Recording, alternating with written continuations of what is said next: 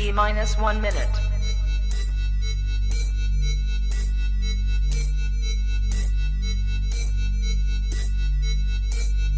T minus 50 seconds.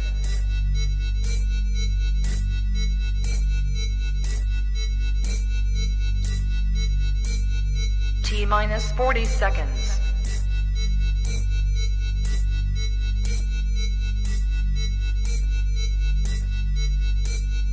T minus 30 seconds.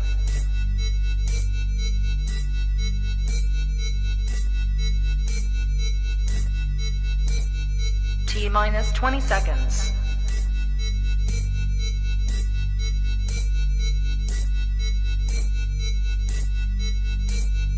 Ten, 9, 8, 7, 6, 5, 4, 3, 2, 1, 0.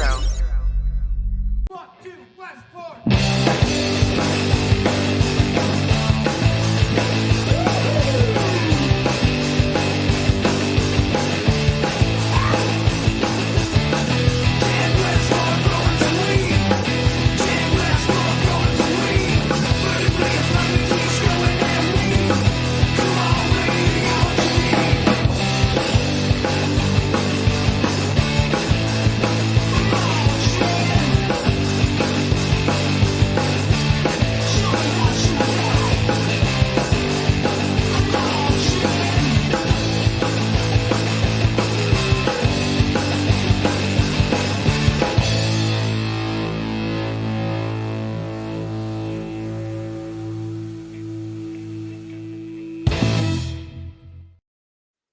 Boom! What is up, everybody? Welcome back to another edition of Real Cannabis. Pretty damn stoked today. We got Dan, who I call the man, but Dan's from Fourth House Genetics. How you doing, dude? Man, I am so glad to be here. That's how I'm doing, man. I'm grateful, man. Thank you for having me on, Chad. Yeah, I do. Absolutely my pleasure. So you had me as a guest. Gosh, time flies, but I want to say probably 4 or 5 months ago on your YouTube channel. And I encourage everybody who's watching today, go down in the show notes, click on the man's YouTube channel, hit subscribe, help him go live by getting that subscriber count up, because he's got some really awesome content and you're doing some really awesome things. Like, we enjoy just talking about this plant, man, and you have like a particular focus, a particular direction, and I want to talk a lot about that today. I mean, we're going to trigger warning this one because we're going to be talking about the word skunk. But dude, you're doing some really great things. You're doing some really like big hunts. You're finding things. You're trying different breeders out there. So we'll dive into all of that. But what you smoking on today? Man, he's got these little, in Michigan, they got these new little bubble hash, like pre-rolls going around, man, that are just like absolutely amazing. Like, I don't know, I haven't seen bubble hash in a minute. It's always like rosin infused or whatever, but it's just straight dry sit, like bubble hash. You know what I'm saying? It's good old school. And it's a great galaxy is the name of it right now. And I just grabbed some pre-rolls for the road, you know what I mean? It just makes it easier than carrying a bag or having to roll a bunch before I leave or make cones, whatever. So I just, grab some pre-rolls now. Yeah, dude, when I'm on the road, yeah, pre-rolls, definitely. Even when I'm around here, like, I suck at rolling joints, dude. 30 plus years of smoking this plant, and yeah, I always look around for, hey, who can roll a joint? I got some stuff, man. Pre-rolls are my friend. Yeah, they're neat, man. Like, there's a whole new word. We just used to call them joints, man. I don't know what happened to that word, man. You know what I'm saying? Right. So I still have a few in here. What was this one? This one was Pamelina, and I wonder if that was like something like Pam from Mr. Trees. And then what? Oh, and then we had Lemon Haze Supreme on the other side here. And it's like a 2-for-1. I always get the 2-for-1 jars. There's usually like 5 in one side, 5 in the other. So that's cool. Yeah, they have the 5-packs of like the half grammars. You know what I'm saying? They're like it's like the little 5-packs, but they're banging, man. They're perfect for the road. You can put them out real quick. Oh shit, you know what I mean? Exactly, dude. Like the half grammars, I dig the half grammars. Like the full gram joints, yeah, those are cool. Those get me really stoned. But then, bro, you've got the 3 and a half grammer people, and I'm just like, that's a blunt. Like, you're killing Dude. me here. I think it's an age thing as I get older, man. I'm middle aged almost now, man. I'm fucking getting. I don't want to even share my age, man. I'm saying I'm getting up there, and fucking, I promise you, man. It's like as older I get, like dudes told me, they said you won't need to smoke as much. When you get older, you just won't. And they're right, man. They're absolutely. I just don't. I get to a certain point, I'm like, okay, I'm I'm all right, man. I get the effect of that. Anymore, I'm just gonna like burn out. You know what I mean? Yeah. Hey, Andy, good shout out to everybody in here. Said Chad looks like he's a 3.5 blazing, no problem. Yeah, dude, I call those James joints because James Loud just rolls the 3.5 gram joints when I was down there at his spot. Yeah, I saw that.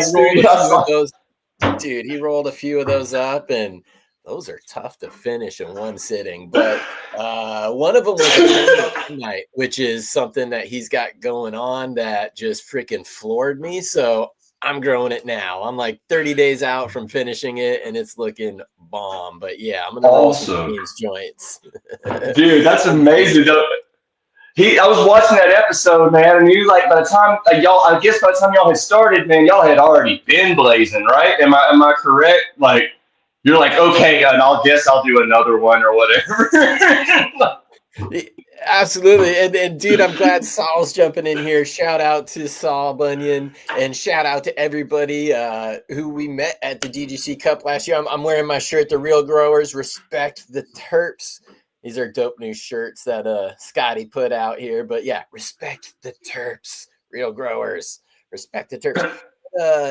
Like there's the James joints, and then I'm so glad Saul just mentioned this because I was gonna have to shout out to Macho because dude, he was rolling those fatties all weekend. So the Macho missiles. All right, that's done been said. Macho missiles. Oh man, that sounds fucking what?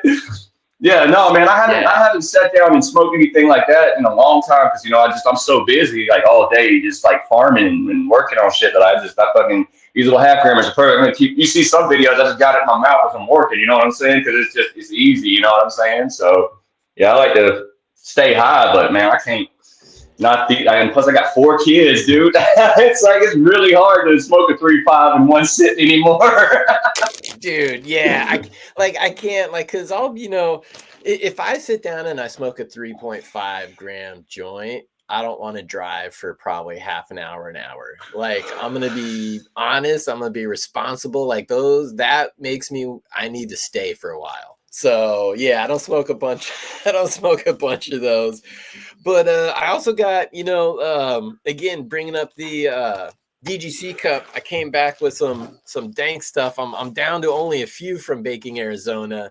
But he gave me, so I brought back, some fun stuff with me, some flour from there, because my cabinets are primarily filled with like candy or maybe like a candy gas, because that's a lot of what I've been working on.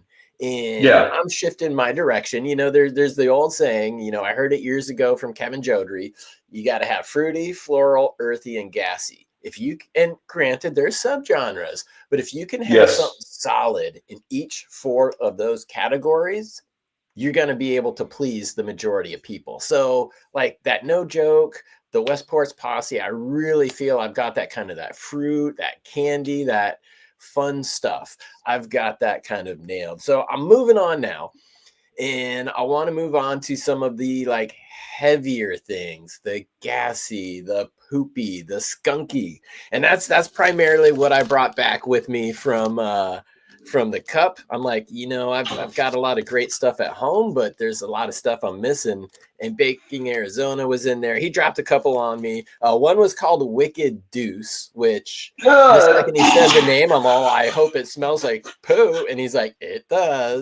It does. Got some of that. We got the Bizzle 420 cut, which is actually really good too. The Mac 1 won the competition. This isn't the Mac 1 that won it. This is just a gift from Medically Fit.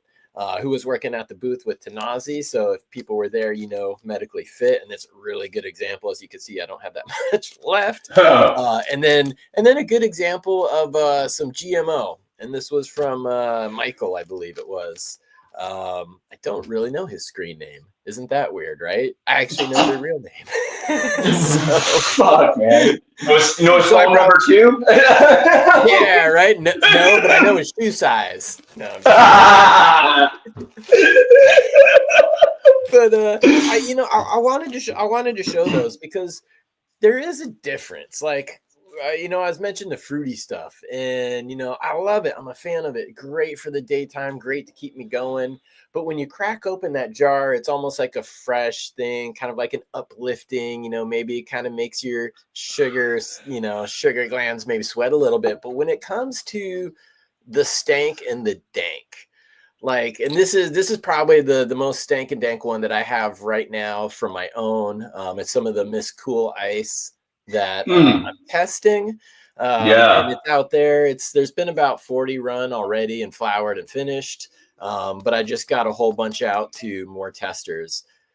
There's something about the dank weed though, and that's like really your specialty. So I'd love to hear you just like your interpretation of it. But the one thing that I notice is a big difference between like the dank and stank jar versus like the fruity jar is when you open the lid on something dank, it's almost like the temperature just got 2 or 3 degrees warmer. Like, you open the jar and it's just like, dude, it's wow, yeah.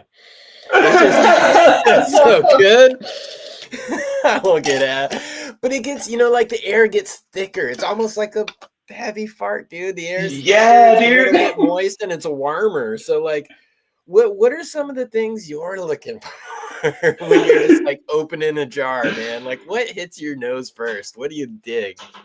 Man, like I tell you, the shit like that. I'll tell you what I miss. Let me start with that. Is what I miss, like from when I was. Like I guess we can all, if you over a certain age, like my demographic is 35 to 44 on YouTube. So that's you're between there. You know what I'm saying? You know what I'm talking about. Well, first off, the skunk, but it's like like a dead rotting skunk. You know what I mean? Like not just like. There's skunk spray, and then there's the dead rotting skunk. You know what I mean? I like somewhere more of the dead rotting. The skunk spray is it's not as pleasant, for me on the palate. But the roadkill, I hate to call it the roadkill skunk, but you know what I mean. I love that. Told people there's going to be trigger words. Yeah, I hate to call it that, but I mean, because I don't like that, because when we didn't call it roadkill when we were back in the day, we just called it skunk. You know what I mean? Yeah. But there are different. It's a good distinguisher, I think, though. Like as far as, but I like rotten fruit, though, man. You know what I mean? I like fruit, but I like a rotten fruit. Like a fermented fruit, like I have one that I call the wino breast pheno of my great schoolies, and it smells. Yeah, it smells like dude straight coming up asking for change, man. Like this shit's just rank, bro. Like and that's what I like that one.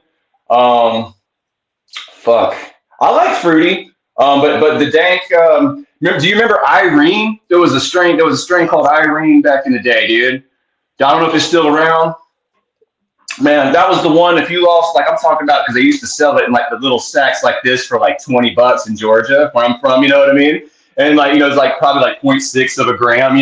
And like you lose it and you wake up and go, man, I smell some, and you like tear your bed apart, and there it is, like a little bitty tiny sack of it somewhere underneath all your covers. And that shit, the Irene, like that real, it's cushy, but it's deep basement dank smell, like that funky basement smell.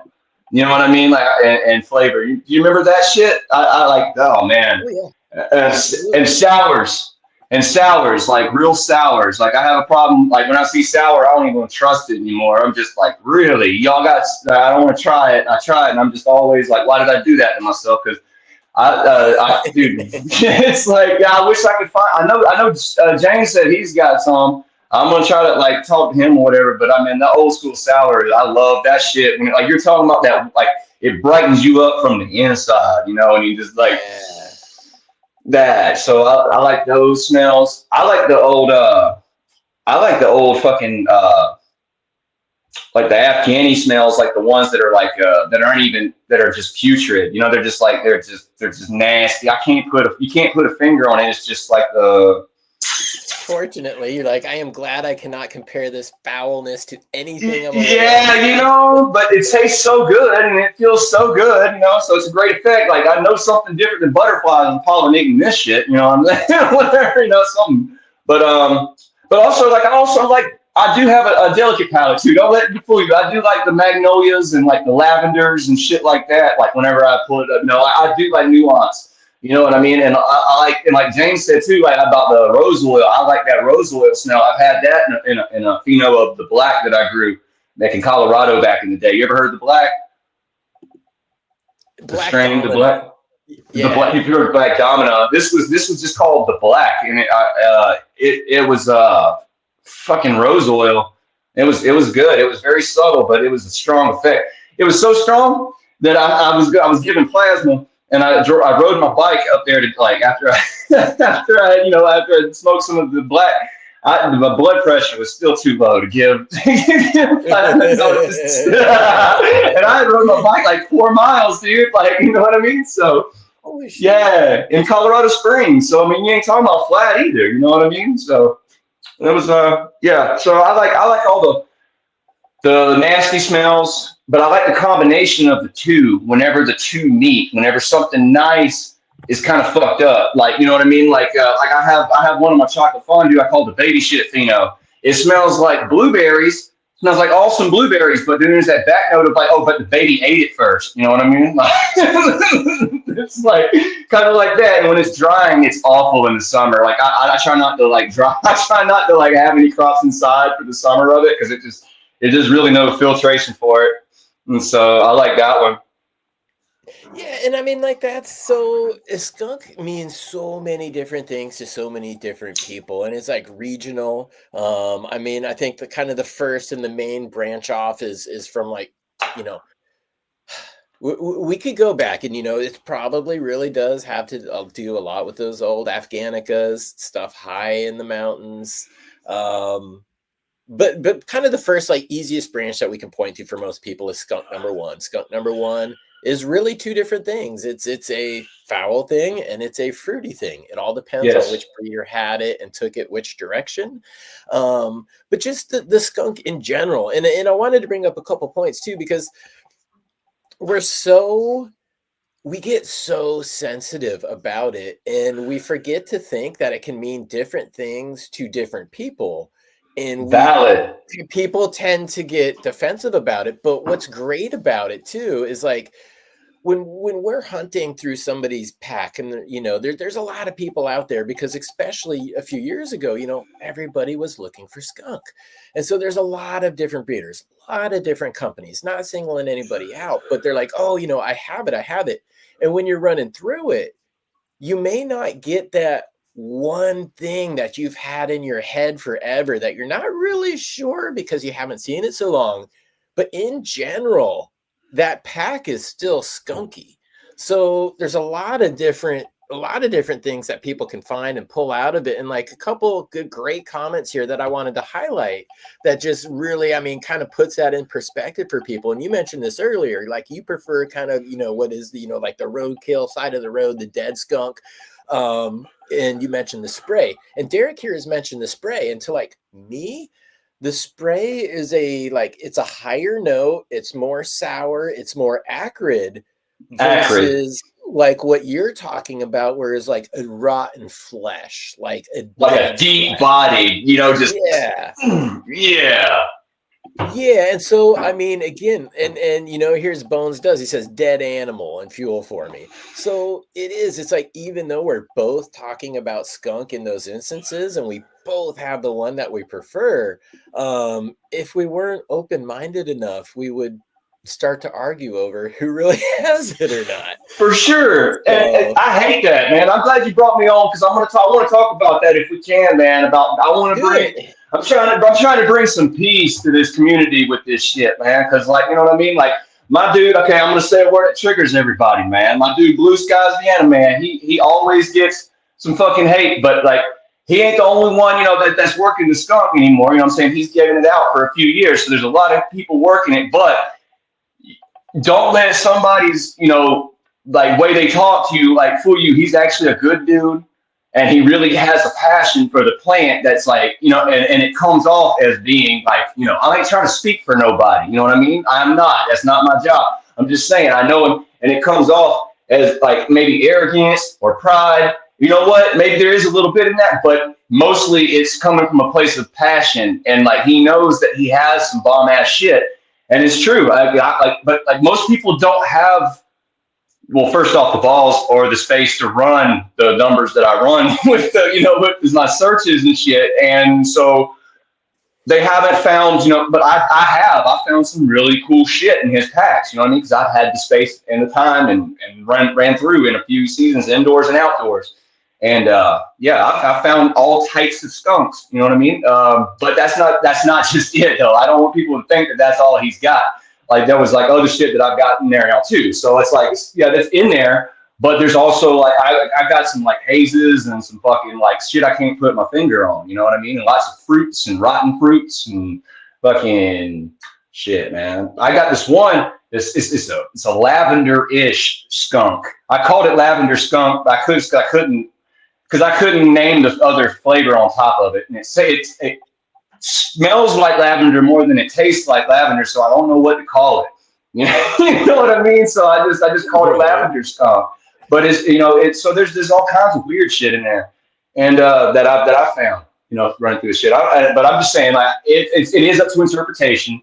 You know what I mean? To what people. You're right, and I didn't mean to interrupt or anything. I just wanted to say that before we went any further. I just wanted to bring peace to the situation and let everybody know that yes, it is up to interpretation. And I'm glad that you and I can have this conversation without fighting about that shit, Chad. Thank you so much. You know what I mean? No problem, dude, because it's a weird scenario for me, and a really good friend in chat just brought up belief. Now, part of my no joke uses work from belief, and while I don't like the person for what he did, I'm not going to downplay his work. I'm going to give credit to his work. And when asked, I'm going to tell people exactly where I got it. So it does go to show that it's great, even, you know, regardless of whatever people's personal feelings are, if we can separate the person from the plant, we're going to be able to move forward. And there's a lot of great things out there. You know, there's some pretty great plants that have come from some pretty shitty people. And there's from good people too. So it goes both ways. I think I'd rather have the first one though. You know what I mean? Yeah. So, but what matters most is ultimately the plant, and that is, you know, again, another reason why I wanted to talk to you too is because, dude, you go hard on your hunts, and that is so important because, like you said, you know, we're gonna get a variety. We're looking for one specific thing, but we're looking for like a variety, or we're getting a variety of things in there, and they're all in the neighborhood. You know, they're rounding third base, but they might not quite be a home run yet. Out of this, though, like, what have been some of the unexpected ones? Probably, you know, what we would call the recessives, the ones that are showing up like 1 in 100. Are you getting something that's just like freaking minty ice, you know, something just totally left field, or is it really kind of same ballpark? No, I got some shit. There was, and Blue had said after I told him this that he had found the orange version of this shit, but I have a lemon lime soda. It's like, it's skunk on the back note. It's not the dominant. It's lemon lime soda on the front, and it's soda because it actually has a fizz on the tongue. Like, and I said that to Blue, and I was scared to tell him that because I was like, I thought it was gonna sound stupid, but like I knew there was, and he's like, no, I had a fizzy orange sherbet like that. So it's like, it's actually like, it's like an effect on the tongue. That's like, it's like a fizziness, like Pop Rocks or like drinking a soda or something. And it's not quite as extreme as Pop Rocks, you know what I'm saying? But you know what I mean? It's just, it's noticeable. It's like, that's weird, you know? And so that's been the strangest one that I found out of all of them. And unfortunately, I know it's in there again. I know I got the seeds that I made from that specific one, but I lost the clone, the mama on that one. And I'm really sad about that because I lost 70 clones at once when the ice storms hit Michigan. So, that was fun. Sorry, I But yeah. had to correct something in chat here from my good buddy DP. No, my Westport's grape juice is clean from all influence. So it's the no joke. No joke. No joke is the Westport grape juice reversed onto the Kool-Aid Man. Kool-Aid Man is watermelon mimosa number 10 from Lit Farms, crossed with Creature, created by Belief. So that's where it comes into play into my genetics. I'm protective of that Westport grape juice. So that's pure. That even distracted me there. No, I remember what we're talking about there. Because things that pop up like an orange fizzy one, that would be a weird thing. But some people, because we've been searching, we've been looking, and I don't know if there's so many things. I mean, epigenetics is one thing, and that's a combination of environment and feed. It's not freaking street lamps and Miracle Grow that we're growing this with. That probably is what grew a lot of the older skunks, so that can have an influence. That's true. It comes down to, just like dominant and recessive again. So that's why I asked if there's outliers. If the predominant thing is, kind of funky and, skunky, musty, warm air, dank, then maybe we're not really chasing after something that is super recessive. It's in there, and it's just, again, a matter of numbers. And that's what I like about what you're doing too. Yeah. How do you manage it? Oh, go ahead, please. Oh, I'm not going to tell them the exact number, but yeah, I got a lot. Yeah. Yes. But yeah, you can go on my channel and see it. So you count fast enough. Right. And too, again, guys, his YouTube page, please go and subscribe to that. I help him get live that, as well as the Instagram is down in the show notes. So not very hard. Just scroll down, hit it up, and I'll probably put it on screen here. Even though you can't click it from the screen, you can click it from the show notes. But okay, so what were you growing before this hunt? Or how long have you been on the quest for skunk right now? All right, so I've been on the hunt for skunk for 2 years, two and a half years. My friend, okay, so here's how it started. All right, so I like skunk, I remember it from back in the day. Never something that I was really, really super passionate about, so to speak. Okay, then my friend's mom down in Georgia passed away. And she used to talk about it all the time. She loved to smoke, man. Like, that was the thing. I'd bring her weed, and that was, I miss skunk, is what she would always say. Man, I miss skunk. I miss skunk. And I'm like, I wish I could, I don't know where to get that for you. You know what I mean? I wish I could, but she passed, and then I was like, damn it, it's a little late now. But I'm a breeder. I should have bred this shit a long time ago for her, because now she ain't here to enjoy it. But I wanted to find a skunk for her, in her memory, and just kind of and just help my friend out too with any kind of proceeds that it may come from it or whatever. She always had to take care of her mama and all that stuff when she was alive, because she had health problems and all that stuff. So I was just gonna try to, and so that's why I wanted to just bring back skunk in her memory, and plus, it's just interesting to go through the old shit, that has kind of untouched, like the stuff that hasn't had any modern era stuff, post 2000 genetics or anything mixed with it. It was just neat to go back and just do a huge hunt of that shit in the first place. You know what I'm saying? Just to see, what that shit was like, because it is memory lane shit. And but yeah, that's why I started with the skunk was because my friend's mom passed, and I just wanted to rest in peace, Miss Marilee. And I that's why, and so and she came to me. It was so fucking funny, dude. I was on the bed. I was sitting there trying to ponder what I'm going to call this shit. I was writing down all kinds of names, and it was like I just passed through the joint in my, kind of daydream type situation, and she's like, man, just call that shit good ass skunk, you know what I mean? So I was like, GAS, gas, good ass skunk, and I was like, so there we go. So that's the project I'm going to release one day. I'm doing it in steps and phases, and I will release my ladder rungs, so to speak, in my steps. like what I'm doing, like if you want this phase of the project, you can have this phase, but my final phase is, I'm not there yet, but I still have a lot of shit, and I'm never going to go through all the seeds. So, cause I'm making F2 this year, selection. I selected down to 2 males, one haze and 1 skunk. And, I'm getting really close to what I want. And yeah. Oh, I hope you find it in that, excuse me, in that F2 generation, because that's going to open it up. And you probably see some things that you weren't seeing in this F1 generation. Again, for people who are curious about breeding, just even look at, Mendel's equation with the boxes, dominant recessive, the P experiment, because it'll show you how, like in that first generation, because even if it's a dominant and a recessive and it lines up, it's going to express as dominant. So you don't get a lot of that in the first F1 generation. But when you go to the F2, you get more chances for that recessive and recessives to meet, which is actually going to show you the difference. So that'll definitely be interesting.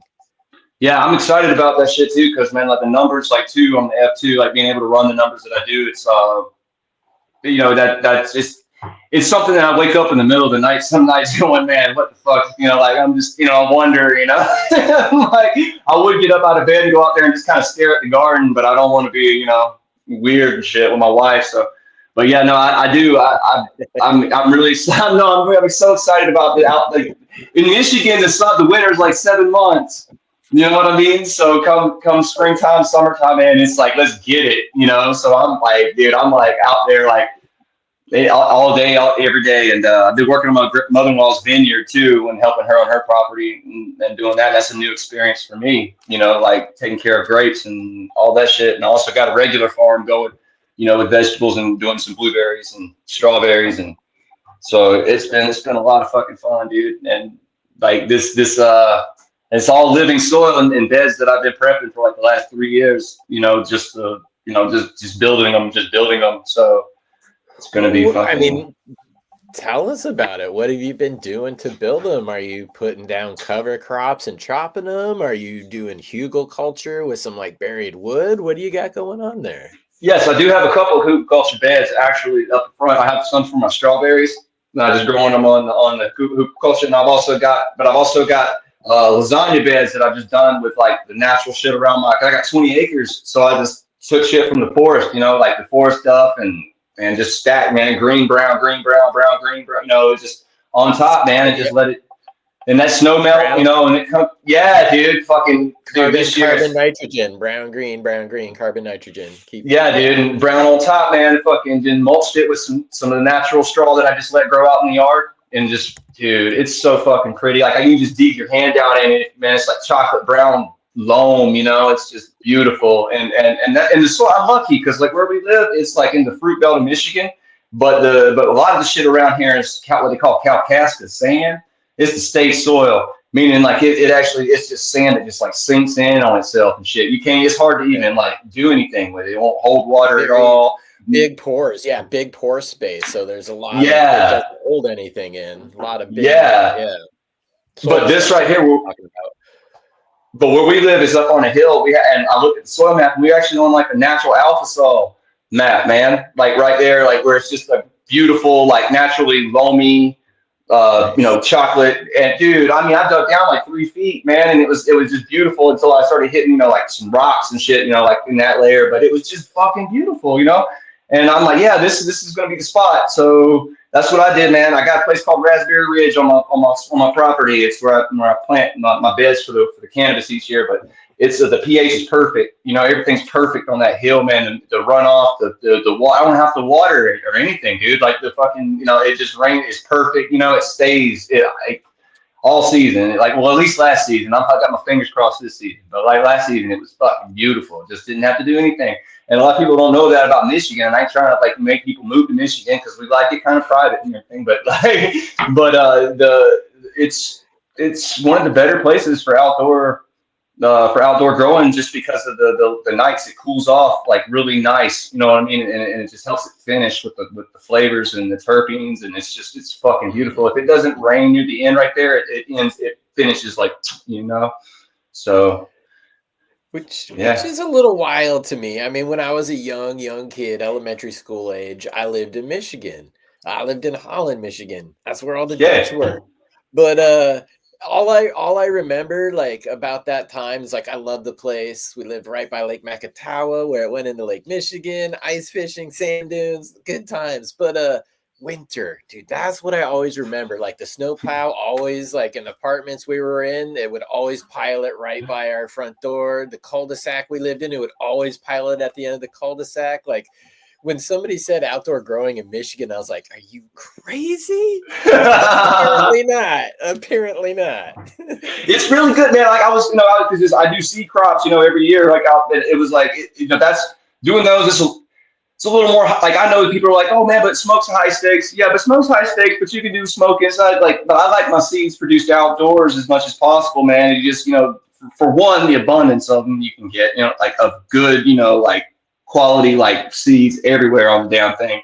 And two, I mean, not that you can't do that inside, but you know what I'm saying? It's just easier outside, you can get more on one plant outside, and then also if they finish, man, I don't know, they're just so strong and resilient, and they're just so beautiful come next year. I do them back and forth between inside and outside, I'm trying to acclimate them to both, as best I can within my limited.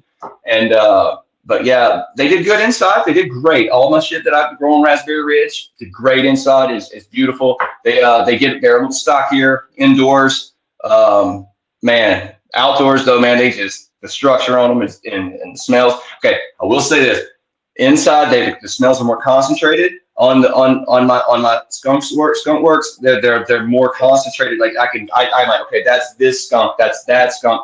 Outside, it's oh my god, the terpene, all this like you were talking about on your last show, like the Sesqua terps and all this other terps out there, that you can't really put your finger on, it's like, it blends so beautifully, and it's hard. It's hard. I know we're getting better at it, but like outdoors just unleashes some shit, man, and maybe I'm just sentimental, but I feel like the sunshine is it, man, like for sure. Not that I have anything wrong, because I do indoors. Like you see the snow jungle, man. I'm indoor. I go hard indoors during the winter. Here I got 7 months. I'm growing indoors, dude. Like it's just, I just really appreciate it. Comes sometime. Yeah, I would love to do it here if my climate allowed it. I could probably get away with autos in the climate I'm in right now, but just trying to finish anything normal at the normal time just wouldn't happen. It's like it can look great all the way up until August, and then heartbreak will set in. Or with the rain and the just like consistent fog that just like lingers. They're crop killers on the west side. East side of the mountains, though, 300 days of sun a year. So I'm just in the wrong half of the state. And that's kind of, Andy's got a good question here too. But he says, what are some staples you are growing in Michigan outdoors? Because I know certain things are going to be acclimated better for certain areas. Is there anything that really stands out to you? Yes, and as outdoor growers. Yes, besides my skunks and hazes and everything, the shout out to In-House Genetics, my dude and Brandon and them, dude. His Platinum Kush breath, like it does really well. You wouldn't think because it's so dense, you know what I'm saying, but it does really well here in Michigan. It finishes good, great color.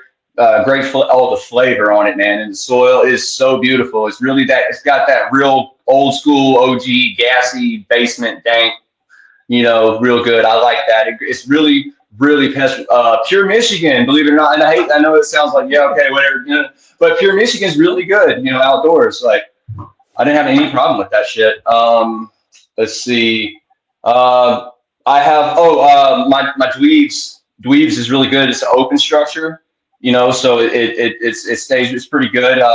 It's great for washing. By the way, my dweebs is great for washing because of that. But it finishes pretty early. But with a nice size plant. You know what I mean? So you got a good stretch on the plant. It like basically doubles in size, so it's pretty good. Outdoors is pest resistant. Let's see. Another one outdoors, I would say. I did pretty good with Blue Dream, actually. I had a Blue Dream cut. I like Blue Dream. I love Blue Dream. I did a 2008 Santa Cruz. My dude in Detroit had a cut of it, and I got a hold of it, and then I got 2 of them, and they finished out great, man. It was really good bud, dude. It was fucking flavorful. I forgot how good it was, man. Like it's actually tasty, bud. You know, like why does it get so much hate, Chan? What is your opinion on that shit? It was easy to grow and it produced really well, so everybody blew it up at the same time. And it was like everywhere you went, it was Blue Dream, Blue Dream, Blue Dream, and people were just like, Blue Dream.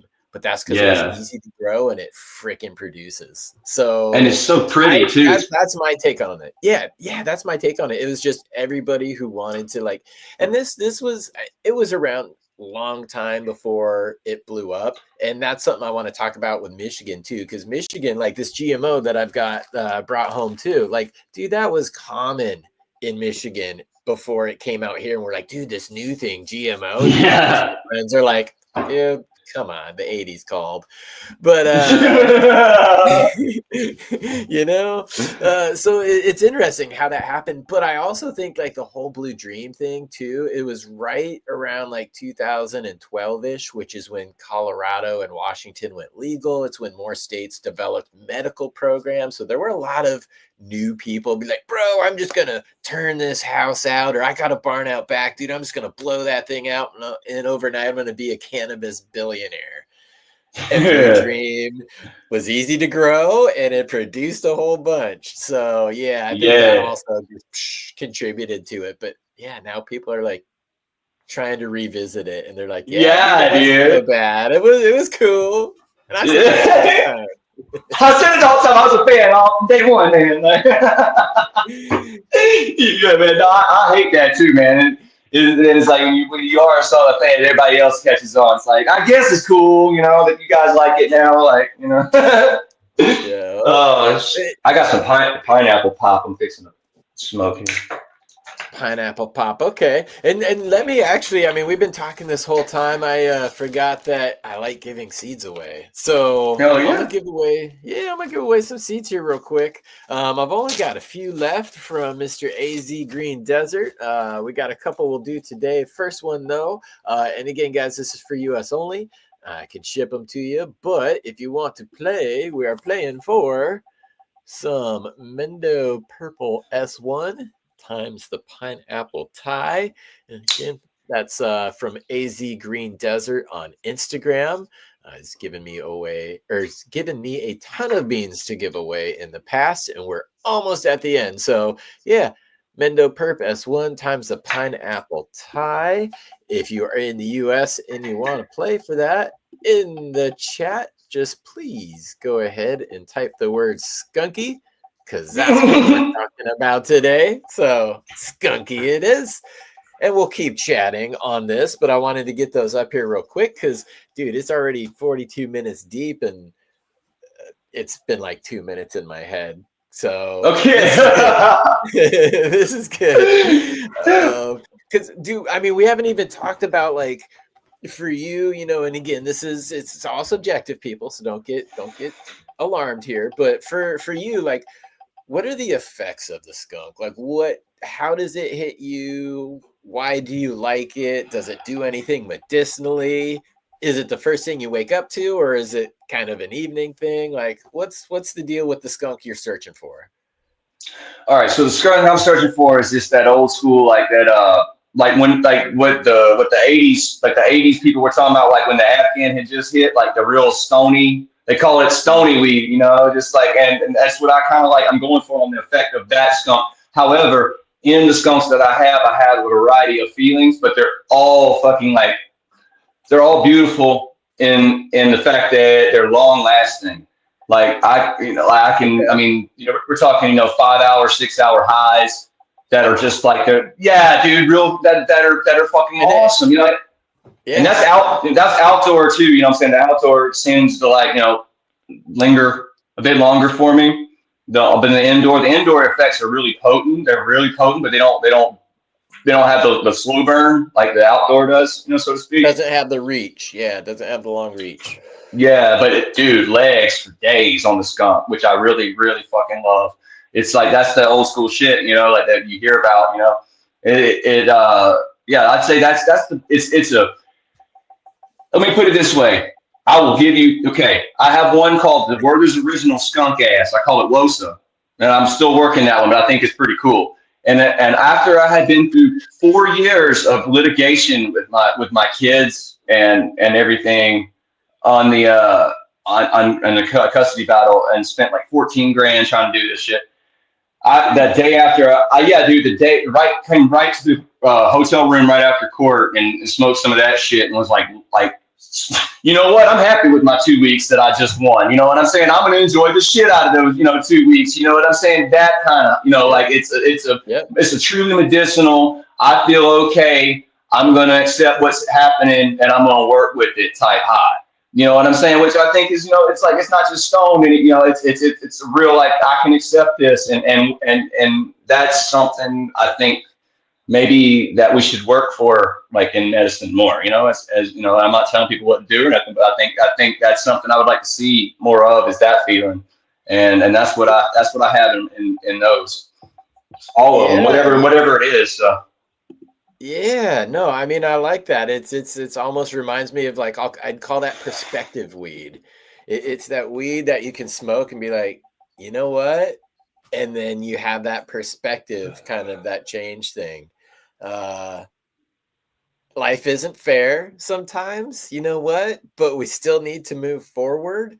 And there's a lot of things to be thankful for, even when we think we should get more, have more. We should be thankful for what we got. So that's a good perspective shit, man. I'm telling you, it's exactly how I felt too. I was like, you can watch the video. I made a video about it. So, you know what? This is a good advertisement for this shit, because, like, I'm feeling great right now after this bullshit. You know what I mean? So yeah, that's exactly how the perspective shift it is, Chad. That's a great way of putting it, man. Because, like, that's what it did. Yeah, and it does. And I still got a whole little, like, fucking Parmesan container full of those WOSA seeds, man. I just don't. I'm gonna do an individual run of them again, but that shit's fucking. It's worth. I couldn't. It's either Werther's Original or that butterscotch candy that your grandma had, like, in her purse. You know what I'm saying? Like, you know what I'm saying? It's like either that or the. I can't put my finger on it, man. I'm terrible at that kind of shit. So it's like I'm trying to distinguish between the two. But it's definitely skunk ass on the back note. That's why I call it skunk ass, because it's kind of like, on the ass end of it. It's like, but yeah, it's that's a good one. But yeah, it's like I said, it's a ladder rung in the project. Ultimately, right. I'm kind of doing line breeding with it. I'm kind of finding the shit that I do like and then working those, and then I'm gonna work them, fucking together and see what I get from there. But trying to combine those dominant things and get them in there. And big shout out Jada Joyrider. He just said the guest is twice as loud on the stream, and so I'm twice as loud anyway. Yeah, no, you're fine. I just manually lowered your mic volume on this end, so I appreciate you guys letting me know, and I'm glad that I saw that. Anytime any audio is a little bit different, please let me know. Being the audio person I am, hopefully that's better for you guys. Let me know if it's not, but you're coming in loud and clear, brother, so you are doing fine. I'm just a loud person, man. Like, I'm sorry, yo. Well, no, you're in it. Okay, so I'm gonna drop the skunky off here real quick. You guys, we'll get back to that here real quick. So, you're in a bathroom, so the acoustics are naturally reverberative in there. I mean, it's a great echo box, that shower, so you are automatically gonna be louder, and everybody knows, like, resonance. Yeah, so see, Adam knows bathroom acoustics, man. Okay, I had a question, and so you just closed the curtain there. Yes. Yeah. So every hotel I go into, and this time last week I was in a hotel in Denver, exact same thing. So it has that curtain, and every time I walk in, that curtain is on the outside of the tub.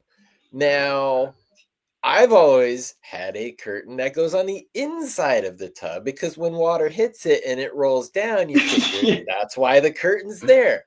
So my entire life, and everybody in chat, please let me know, are you inside or outside on the hotel curtain? Because I put it on the inside but then it kind of gets wet. And I don't know if I'm doing it right. Nobody says you're doing it wrong. So, dude, what is the right what do you do with the shower curtain? Did you leave yours out or is yours in? Hey man, look, here's how it goes. If I find it in its natural state hanging out and I ain't gonna take a shower, I'll leave it out. But if I get in the shower, I think it's only natural to like keep it in, man. You know what I'm saying? I feel like, I feel like it's rude of me to like sit there and like get water all over the floor, potential safety hazard, and you know what I mean? And like, dude, wouldn't it be the worst to fucking slip in the hotel? Like, you know what I mean? Like, dude, those floors are hard, bro. Like, there's not a lot of room to fall. You're falling on something hard and cracking it on the way down. Fuck that. I'm getting too old, Chad. Dude, yeah. And you know what? If there were a few of the hotels I've ever been in that had it on the inside, I wouldn't be so serious with my freaking question here, because every hotel, every time it's on the outside, but that breaks my brain, dude. So is it suggestion? You're with one, I thought I'd ask. It's like I can see the psychological aspect of like, is it suggestion? Like, are they trying to tell me this is how I'm supposed to do it? Like if it's outside, And I feel that's real. Like, that's like, I don't know. But it's out, in case y'all wondering. Chat's divided on it too, so I may never know the answer to this question. But damn. We'll give away some beans here, guys. Couple more minutes. If you are in the US, please type Skunky in the chat. And again, you're playing for real quick here a pack of the Mendo Purple S1 crossed with the Pineapple Tie from AZ Green Desert. Give that away here in a second. All right. Wow. All right. Damn. I asked and, well, chat didn't help. Chat didn't help. I tried. Speaking of chat, do you have any experience with the Chat GPT thing at all, man? So not specifically Chat GPT, but there is another program I use that does rely on AI. So yes, it has generated like scripts. It could generate, which it sucks at. It can generate thumbnails. That's primarily what I use it for, is just to like make the thumbnails that I'm trying to get and make it easier. So how about yourself? What do you think about it? Yeah. So I've been a technophobe, man, for the longest. Let me be honest about that, man. Like, I went to rehab back in like 2010, and I came out and I was like, all right, man, no more phones, man. I'm gonna move. I'm gonna be homeless. I'm gonna go like just do my thing. And then of course I ended up having kids and like being like, okay, brought back to the world and had to have a phone and kind of been tethered to it and been like reluctant to like even like move forward. I've been like, no, damn it, like I'm gonna hold on. And then one day, my wife, like, who is so fucking insightful and way smarter than I am, like, fucking was like, hey, you know what? This thing, chat, is really, like, it's really helpful with, some, day-to-day tasks, She's got a bit of neurodivergence she struggles with, some ADHD stuff, you know what I mean? And, like, that, it's really good for day-to-day tasks. Man, I was like, dude, let me give it some elements real quick and see what it can do. And see if it can just plan my day in a rough format real quick for me, whatever. It did.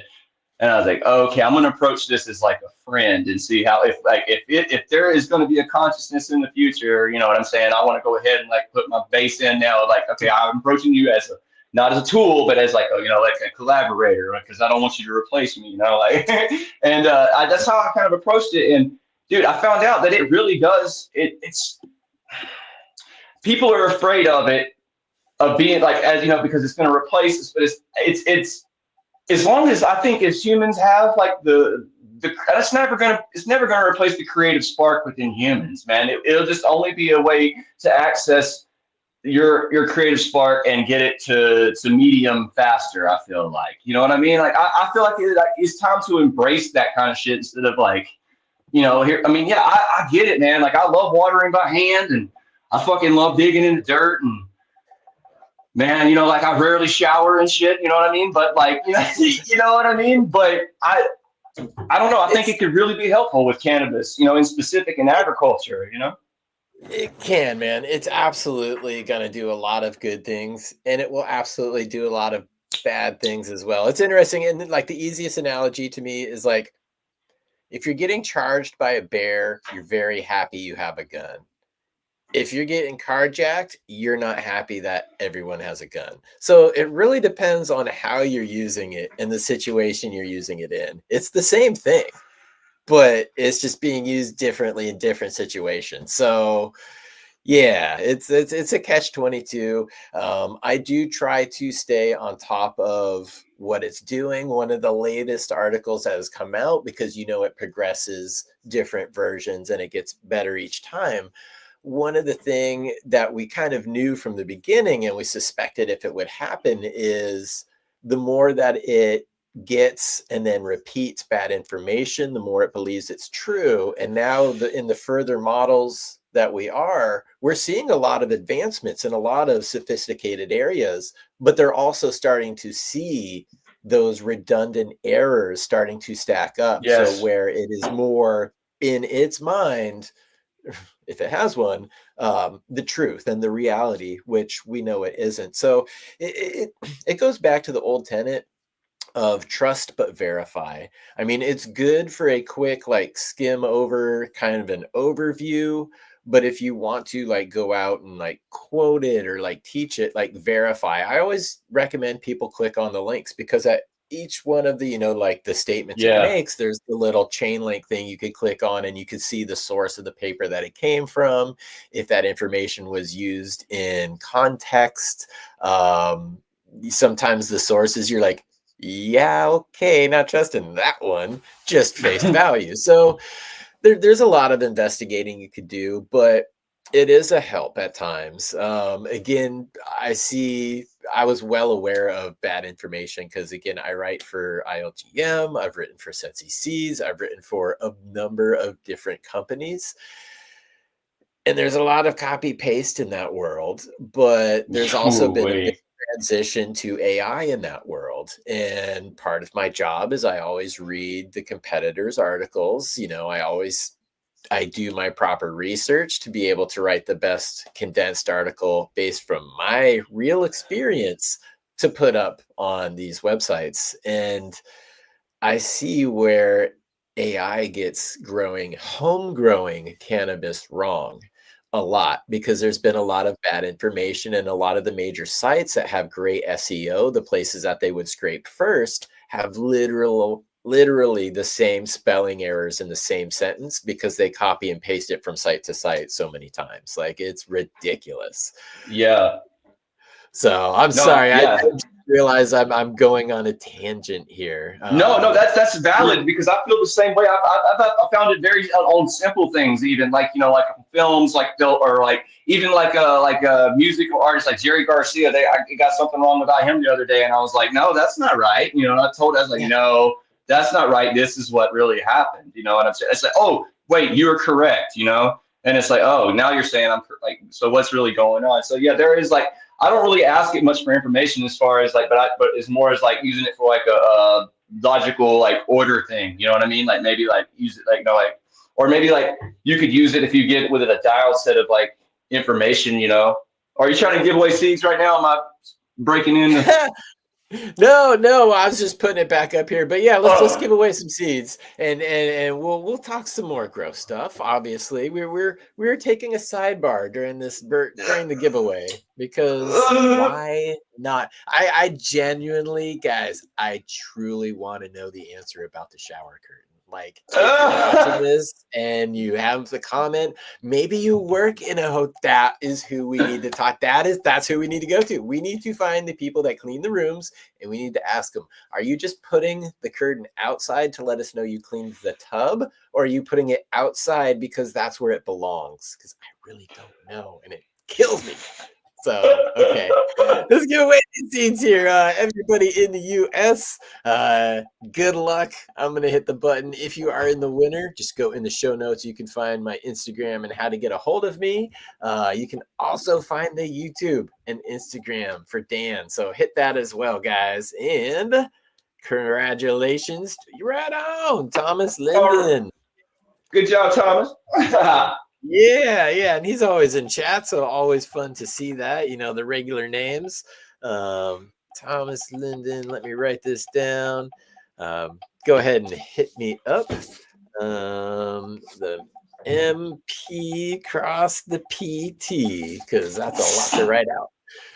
So I got that down. Congratulations, man. Just hit me up and we'll do some more beans, obviously, later in the show as well. We got another one from AZ Green Desert. Okay, this one, the one we'll do later is the Paradise Pine F2, the sweet orange. And there was a Paradise Pine that placed in the top 10 at the DGC Cup this week. I forget exactly what it was, but yeah, the Paradise Pine. I'm like, recognize that name. I think that's a Ridgeline Farms strain. Okay, yeah. Yeah, and then they're, West Coast. And I guess, that brings me to the next, point. We talked about epigenetics and skunk and maybe how it's perceived. Some areas are less humid. Some areas are really humid. I think the terpenes, thiols, esters, aldehydes, all those things that go into making the scent, they volatilize differently.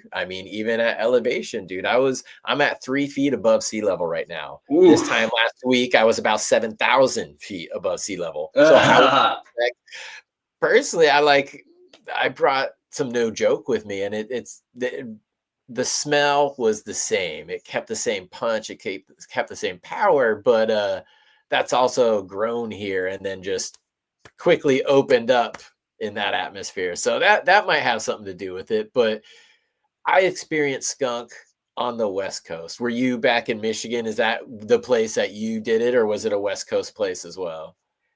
The first time I ever had skunk? Yep. No, Georgia. Oh, okay. Down with South. Yeah, they would grow it. They would grow it in the woods, and then you couldn't smell. They just said, "Oh, there's a skunk back there." It would blend in. That shit was just in the woods, man. Like whatever. It's a skunk. Skunk living on the property. So that's where I first had it. Okay, we got skunk cabbage up here, which really does smell like a skunk. And I do remember as a kid, you drive by in the car and it starts, it gets into the car and it's like, oh, what's the smell? And, Dad's like, it's a skunk. It's a skunk. And so literal roadkill skunk, I have a smell for literal roadkill skunk in my head. But it's usually the spray, the sweeter one, because I guess when they get hit, they just kind of release. So it's really the spray you're getting at that point versus the meat. Yeah. You ain't smelling much meat, man. No, God, depends on how hot the day is. Oh my God, dude, yeah, oh my God, all the dead. Okay, so Michigan, I will say, has more dead animals per capita on furry little creatures on the road than I've ever seen anywhere. Dude, anybody here in Wisconsin? Okay, Chad Carroll, right away, Wisconsin, man. It's like a zombie movie on the freeways with deers. It's just yeah, it's crazy. Dude, it's insane. Yeah, living in Michigan, I would have to agree with you. Fortunately, I don't. Oh God, knock on wood, I don't see too much here. Now I'm gonna see fucking Bambi on the side of the road today, and it's gonna ruin my day. But man, no. Yeah, we have a great relationships with our deer here. I see there's 10 that I see on a regular basis. It's just I'm really rural, so I see more of them in the park than I do people. That's really nice, man.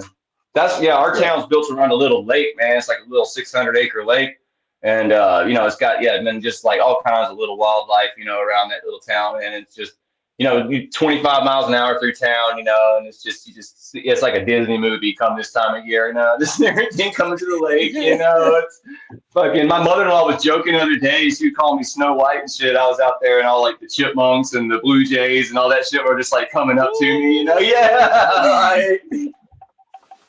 It's because I haven't showered, man. I'm just blending in, man, with nature, and the smell. And anyway, but yeah, man. So skunks, okay. So let me say that in Michigan, though, they're in my yard. As far as terroir, you want to talk about some terroir? This is why I chose the Raspberry Ridge part of my yard. is I grew over by my propane tank, the same seed run, last year. Just had some over by kind of because plant count was high, so I wanted to kind of keep it, separate, put it over there, and then I put some like 2 acres over, you know what I mean? Like just, like 300, 400 feet over, on the other side. Totally different. Just like, it was way, the like the esters you're talking about, like the skunkiness, like all the fucking burnt rubbers and all that shit, like way more way more concentrated on that side of my yard than it was on this side. Yeah, it was east to west difference. You know what I'm saying? So I don't know, Right. but it got the same, relatively the same amount of sunshine all day. You know what I mean? So I don't know. Different time of the day, though. I'd imagine. Yeah. East is catching it first, though. West is the best. Yeah, but I don't know how that worked. But it was the same, like I said, season, and so it was a lot more skunkier and rubbery, and thicker on those flavors and shit on the smells on the east side of my yard. So Okay. yeah, I don't know. It's just weird, and it was all planted in the same, and the dirt's like pretty much the same, but the I don't know. I guess it is like it really does matter where you do it, and like what's that's the one thing, man. Yeah, Josry and them talking about it. I remember that back in the day, man. Just like hearing him talk about it the first time, I said, hey, okay, that's a thing. Like the champagne, like the grapes, like and fucking, and he's right, man. 100% right. I mean, he's right about a lot of shit, but I mean that right there is like, yeah, fucking A. It's crazy how, and this, because you mentioned you were working with grapes earlier in vineyards, and I love how they just run everything parallel. Like it's really beautiful how they sculpt and train these plants in their rows, and you can do that with a lot of different things. But to the point of like Jodry talks about, the wine industry in particular, they know there's so many things, from like the amount of cloud hours to the angle of the sun to that east side depends on where your winds regularly come from. Maybe that's the side that gets hit with most of the wind, and that west side has a easier time. It just kind of floats over it. There's a lot of little nuances that can really bring out those subtle differences, and that's something that indoor growers, we don't necessarily recognize or appreciate as much, because again, we're like homeostasis. We're controlled. There is no such thing as angle of the sun. The angle of the sun is right above there. It doesn't, that's why we have to do a lot of lollipopping and pruning indoors, because we don't have the angle of the sun hitting it from all directions throughout the day. So that is really freaking interesting. And I wanted to kind of ask too, like, because I found this with like the Westport posse, even the Westport grape juice to that extent. Well, if I let them go longer, there's the gas in it becomes a little bit more pronounced, whereas it's really just like a very subtle background afterthought. But if I let things go longer, it does change that. Do you see with like a lot of the skunk stuff that you're running, is there a change if you let it go maybe like a week past ripeness or a week before ripeness? Is there a change in the profile? Yeah, and I was explaining that on a couple of my videos, like in the process, like when I'm trying, because I did a few different runs, me going through the garden, like smelling stuff, you know what I mean? Just as it was progressing, you know what I'm saying? Even as it was progressing, it was changing in profiles, and all that shit. But yes, this last year I got to run it like all the way until October, like late October, which is fucking really nice, and it's, that doesn't, you don't really get that a lot here. You know what I mean? As from what I, and so I got it to late October. So it ran, about 3 weeks longer than I normally would run it. Cause I was also running my great schoolies over there by the skunks on the other side, on the east side of the yard. And I ran it all the same length or whatever. And I ran it 3 weeks longer. So I ran 12 weeks altogether, and it was fucking, it was beautiful. I mean, like roughly 12 weeks, right around there, or whatever. But yeah, it was beautiful, man. Okay. Did the profile get like sharper or more specific in one direction, or was it maybe louder but the same than the typical harvest time, or did it get muted? Maybe it went too long. I'd say some of them. Okay, My hazes, I still feel like they could have went longer. I Okay. feel like they could, yeah, I feel like they could, like, as far as like It's a the haze. It smells, always can go longer. yeah, it could always go longer. I feel like they could have gone longer. The skunks, I feel like the acridness was really increased as they went longer. Like it was like a very noticeable, like, okay, like you're saying, take me, please, like Right. now, like pretty much like, it's like now, so it's all right. And plus, the big old fat fucking seeds just popping out everywhere, looking beautiful and shit. I'm like, oh yeah, let's go. Nice. And that's why I ran them so longer too, because I like to make sure the seeds finish. I like to run them Yeah, 2 weeks longer, me just too. outside, just to make sure. And but yeah, fucking, I would say the skunks got a little more accurate, a little like you lost variation as far as like there was a window for like the fruity on some of them, Okay. Right. if you did go past it, about say 9-10 weeks or so, roughly, September. If you went past September, they kind of faded. But the acridness would just kind of replace it, so to speak. It felt like Okay. maybe, um, but I did have it was still noticeable and obvious, like very, very different. Like, and I had 24 that I finished last year, different females, pollinated by 5 males, and man, like, yeah, just each its own, just so beautiful. But yeah, I would say that if you're going to run the skunks outside, you can go ahead. You can pull them. You could pull them about September if you want to. They'll be good and done.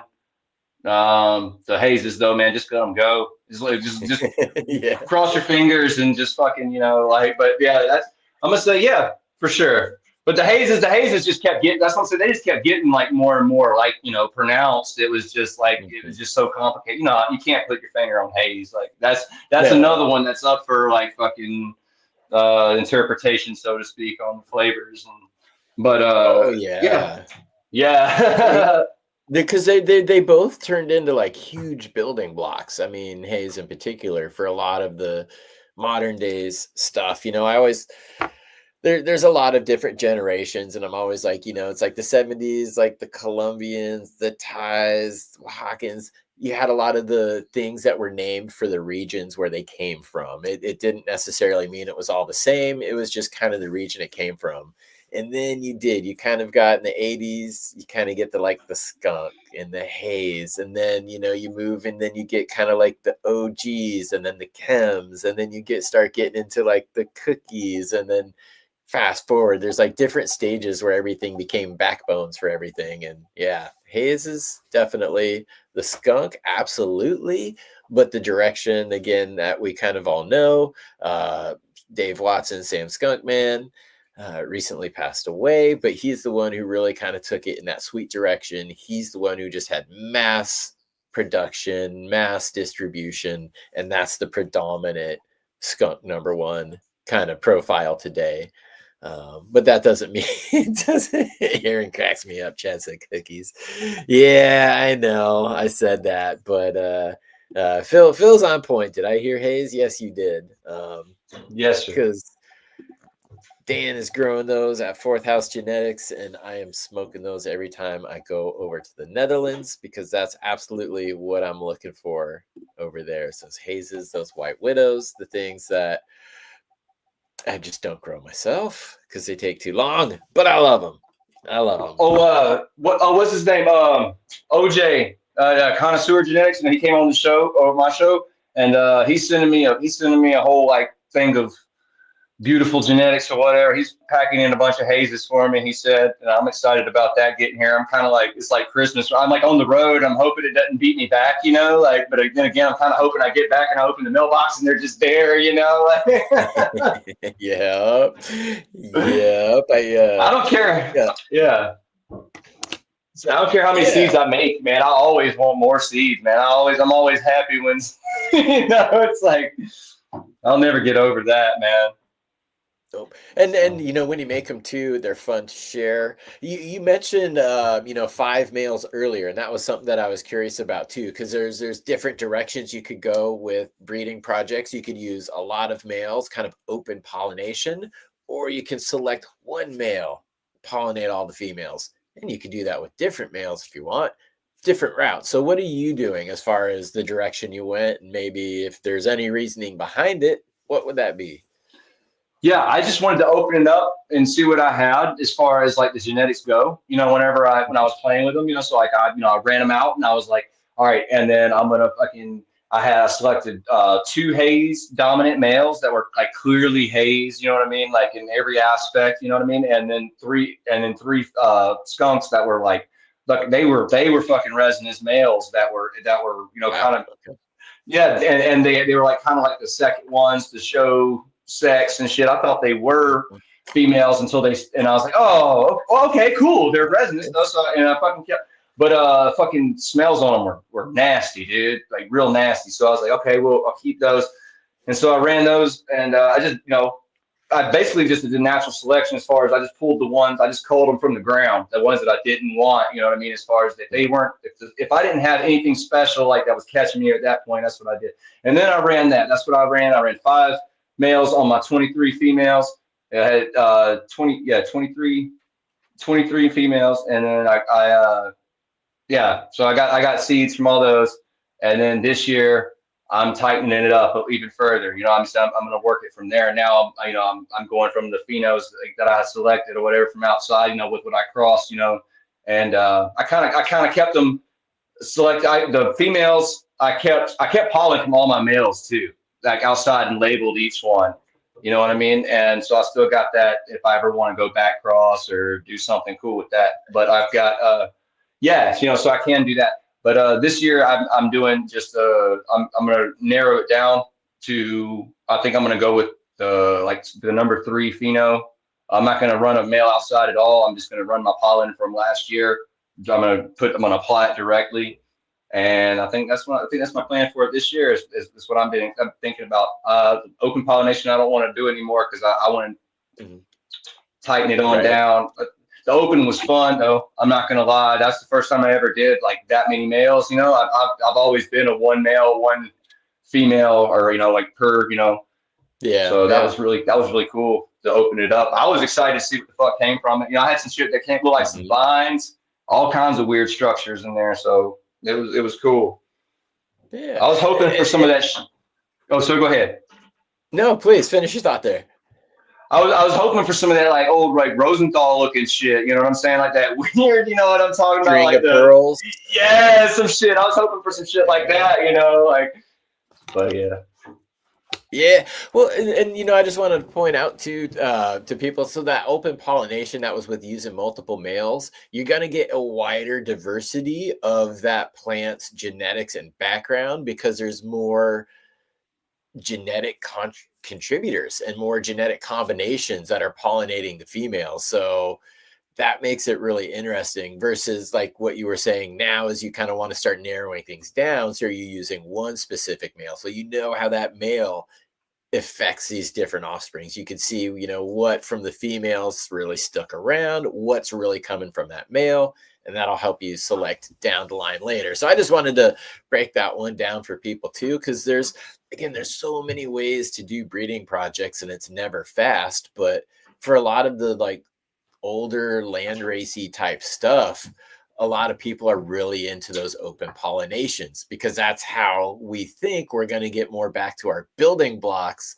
versus kind of the narrowed bridge that we've gone down. So yeah, that's an important part. And that's cool that you're doing it that way. So, cause yeah, you really opened it up to find the best and now you found the best and condensing it down.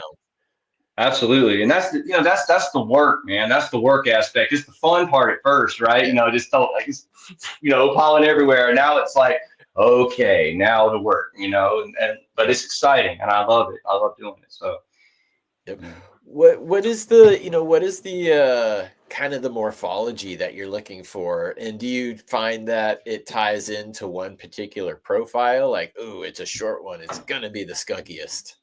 Yes, and I'm glad you said that because I was, you know, when I did a video, when I was doing one of my videos, I had mentioned that I was like, it tends to be that the shorter ones and stuff, like the shorter, stockier ones, like in where like the more acrid rubber, burnt rubber, you know, skunks, more of like the nastier smells. You know what I'm saying?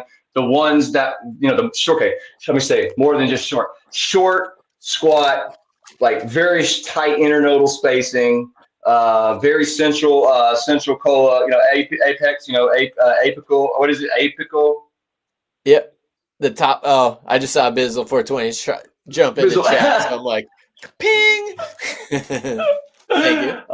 The central cola, with the branch around that right there is like the accurate, man. It's gonna be so nasty. Like as far as that's what I've noticed. The taller, of course, hazes tend to be lanky as shit or whatever. But like the more, it's like most of the more your terpenolines and your limes and your lemons and and shit like that, and your spices and shit, like all that, like towards that morphology, like the stretchier, like fucking vine, like almost, but the type stuff, yeah. Yeah, shit, that's just beautiful. Like I said, I could have gone way longer. I'm gonna get a geothermal greenhouse one day up here, dude. I'm gonna rock it out, dude. Like I'm gonna but yeah. So the shorter. Okay, so the morphology and outside versus indoor. Of course, outdoor they will get still pretty large. Just due to we get sun till like almost 10 p.m. here in the summer and shit. You know what I'm saying? They veg quite large, up here. Yeah, 9:30, 9:45, whatever. Sun's going, awesome. Finally going down and shit. Like, yeah, hell yeah, all day, and so so they get really large. But inside, I'm saying, you get fuck. It really depends on how long you let it go inside. But your morphology is your normal rate. Like if you say you flip at a month or whatever, like normal people do to try to stay in the cycle or whatever. You're gonna get it on the skunks. You're gonna get a 3 foot, 3 foot at most. Like I said, with the central bud, like naturally with like the apex, or whatever. With the what do you call it, man? I'm terrible at the names, Chad. Where the branches like stem off from the central one. You know what I'm saying? Like a lateral branch. Yeah. Yeah, lateral branch, like all the way around. Like that right there from the top, man, just like that. And they're gonna be fucking beautiful, man. Just you don't even have to top them. Just let that shit go. Like it's beautiful. I like that. And if you watch someone like I had Mama Pistols on, my mentor, on my last episode, one of my last episodes, man, she was talking about like my shit. There's no trimming involved, like very little trimming on the shit involved, and I'm like, yeah, that's what I'm going for anyway. So I'm moving towards that. That's another trait that I'm breeding for is the no trim, because fuck trimming. Me too, brother, dude. Me too. The less trimming, the better, and that is absolutely something that breeders consider, man. If I had two plants that were the same and one's really leafy and the other's not, you know which one's staying around. So that's hilarious. But yeah, that's a real thing. And I asked about the morphology because I really think that we're gonna find this profile. It's coming from excuse me, like the Afghanicas. And Afghanica is just like a catch-all term for a lot of the Afghani stuff that came out from that region. It's not a specific one, it's just a region. But that's what I found. Like a lot of the shorter, squattier Afghanica stuff are usually the ones that have the funkier, dankier smells versus like equatorial stuff, which, like you said, they're a bit longer. They've got tight or less. They're not as tight internodal spacing on them because, they got to dissipate heat. They got to get rid of heat. And I see a lot of like fruity stuff really originating from those regions. And again, we're talking land races here, which we are so far away from in the current market, but they do exist in people's hands. And you're one of them who's working with the different things. So I really think like maybe Northern Lights number 5 or something in there. Purist Indica. Like I think it's lurking in those genetics. We're just trying to get back there, man. Dude, that lie, man. That's what we used to call that shit back in the day. That shit is no lie, bro. Like Northern Lights, no lie. That's what we would call that because that shit was fucking awesome back in the day when there was nothing else like that shit going around, man. No. Blew my fucking mind, Chad. Like, fucking A, dude. Yeah, so I love that. I love that profile too. That's been a minute since I've had that fucking it's just like not a lot of flavors, just that dank, just that hashy dank like goodness, I love that shit. Was it us talking about this earlier, or maybe no, maybe it was a comment I was responding to. Maybe it was your comment. But I missed that like hashy taste. And like for me, that's like the Amsterdam. That's like the early 90s taste. That's kind of like the NL5. There's the hashy, the peppery. Just again, there wasn't really fruit that had landed yet. That wasn't Yeah. a genre at the time, really, of cannabis. So and my comment was like, yeah, I don't really see much of that stuff anymore, but I do miss it. That's what I love about White Widow. When I go to the Netherlands, you can get that stuff again. But Oh yeah, man, I want to thank you go. for I want to bringing try. that I've up. never been, man. I want to go and try it. I've always heard it, and I've never been, man. I'm like, because everything went legal here, so I was like, I never made it. Honestly, we have much better weed here. We really Yeah, do. But when it comes to like the classics and like the things that the locals are tired of there, because they all want the cookies, they all want the crazy stuff. There's always a Cali Bud section on the menu. And because it has the Cali Bud name, it's like 20-30 bucks a gram. Ridiculous versus like my wow, $8 to $11 hazes or the White Widows. wow. So yeah, it They're works still in my killing favor. it. Works in my favor, but it's crazy because like you walk into a shop here and it's all the stuff on their menu that's like the $8, $7 grams here now because it's just all over the place. Yeah, it's But crazy how cheap it is, man. You talking about top shelf top shelf ounces for $60 and stuff now, and it's like, yeah. wow, dude. Yeah. And dude, I mean, it goes back to the old days. It's like, let's say there were five dudes on the block that had something. You're going to someone that has something that's unique. If the prices were all the same, you're going to somebody that had the uniqueness. And that was really what made that black market different than the commercial market because everybody's trying to be the same, but they're racing to the bottom. So it's having that uniqueness that kind of saves the craft grower that hopefully people like in a hurry to maybe get into the industry don't forget about, because maybe they're like, well, everybody's doing this, that's the recipe to success, that must be what I have to do, and they're afraid to take that risk and they're afraid to take that stance, which is something that makes you unique, dude. Like again, you're dedicated, you're really looking for this thing that is so elusive and you're coming up with good results. So like, I mean, is that ever going to change, or are you just on this until you find it, and then do you even know what would be next?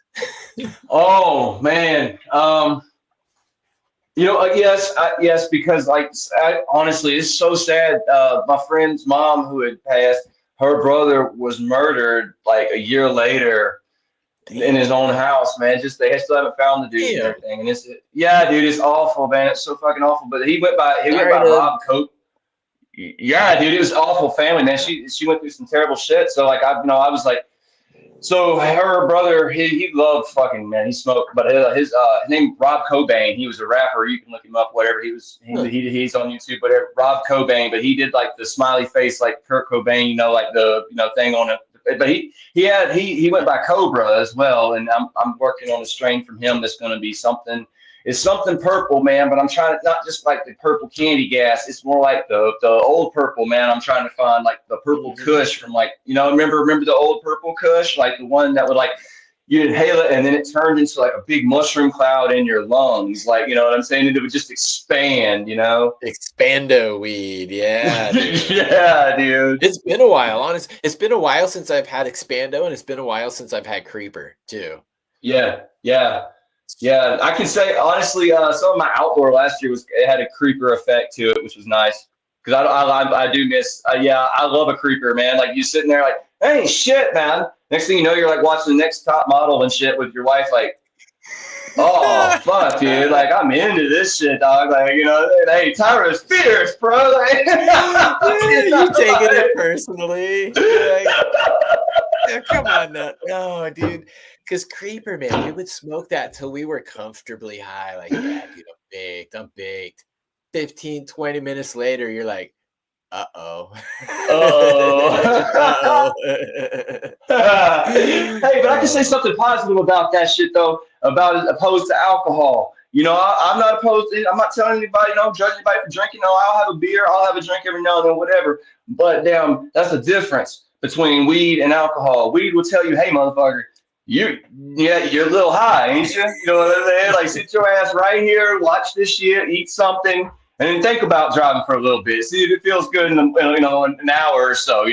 Fucking alcohol gives you that false confidence of like, hey, I got this shit. Oh, you know what? Let me go visit so and so right quick. You know what I'm saying? I ain't seen them motherfuckers in a minute. And like that's not good, man. You know what I'm saying? And so just gotta say that's the difference. I'm saying moderation in smoking as well, but like at least it tells you like, hey man, and that's like psychedelics too. They'll tell you too, hey man, that's not a good idea. You know what I mean?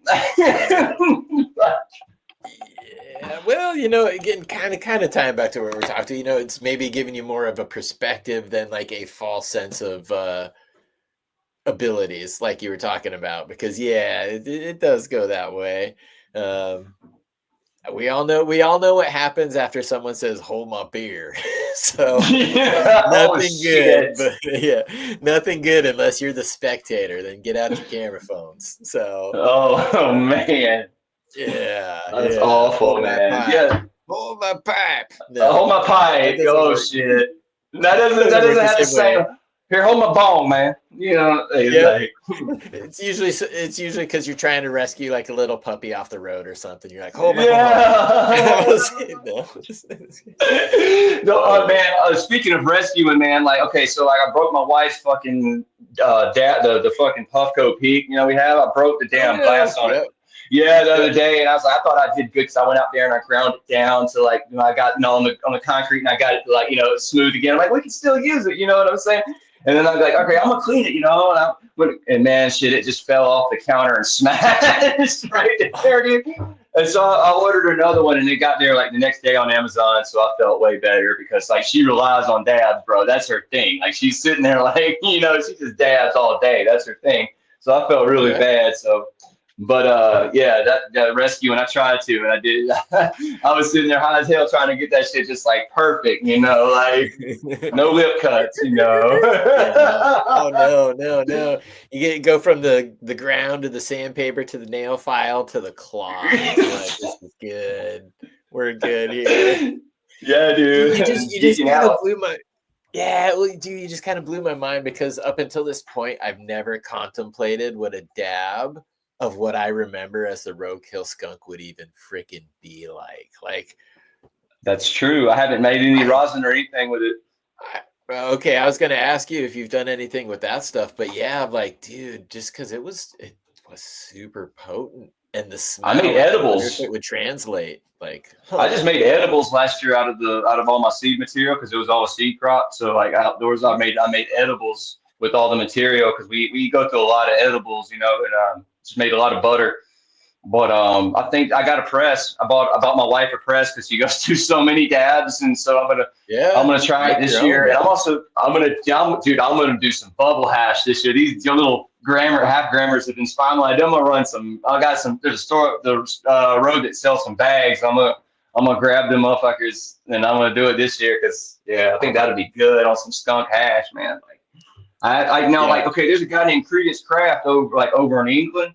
You can check him out on Instagram, but he makes some fucking bomb ass extracts off of it.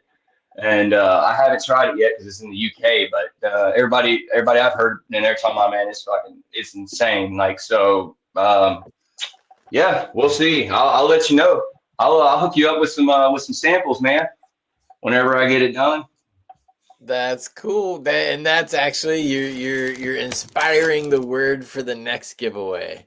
Let's put this up here. So I gotta, we're almost at 2 hours, which is wild. But I'm gonna give away another pair of beans, obviously, before we do that. And I was like, why not just type the word dabs in there? Dabs. It's easy. It's hard to get wrong. But this is US only, and we're going to be playing, guys. This is for the Paradise Pine F2, which he's labeled as the Sweet Orange Pheno, crossed with the Pineapple Thai. Again, that's from AZ Green Desert, so big shout out to him.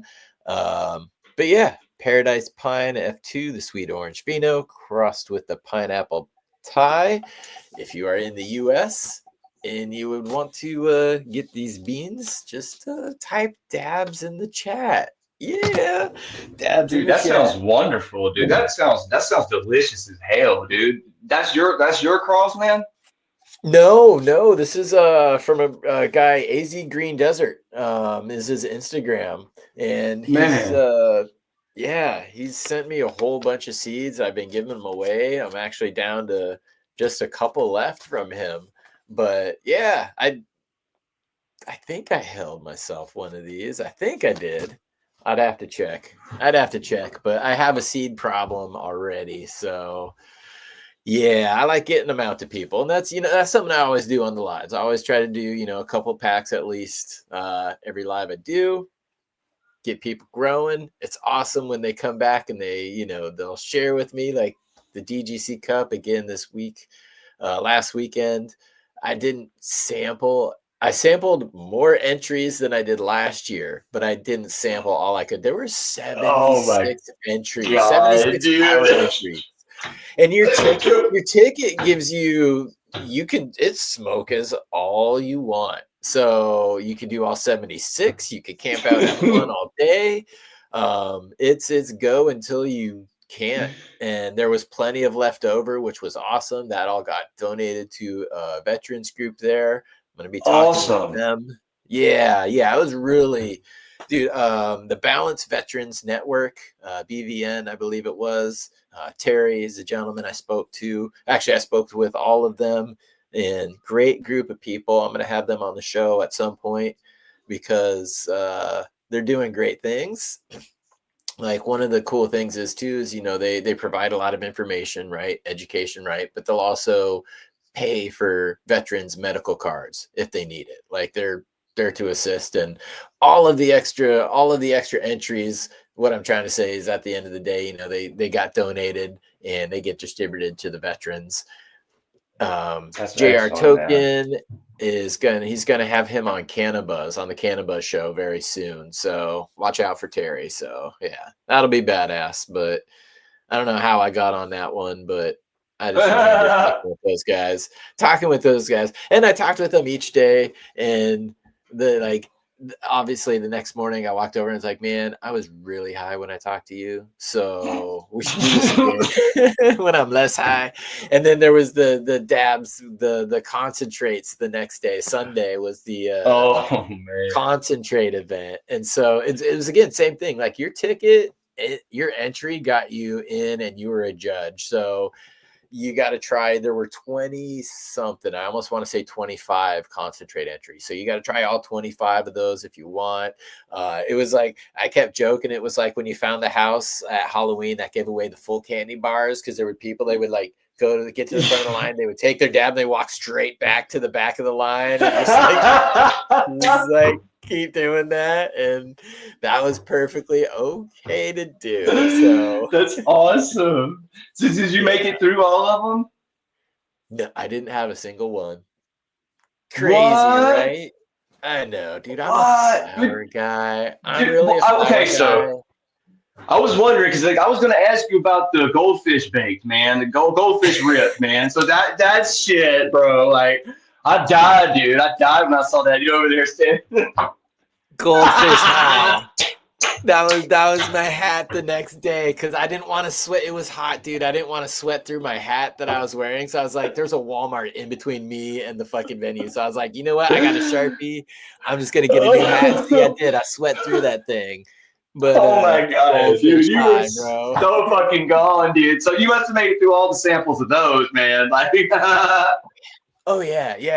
And again, I'm glad Saul Bunyan named it, but those macho missiles yeah. were getting to me. We just kept rolling up flour and woo. But since then, no, since I've come home, I actually did.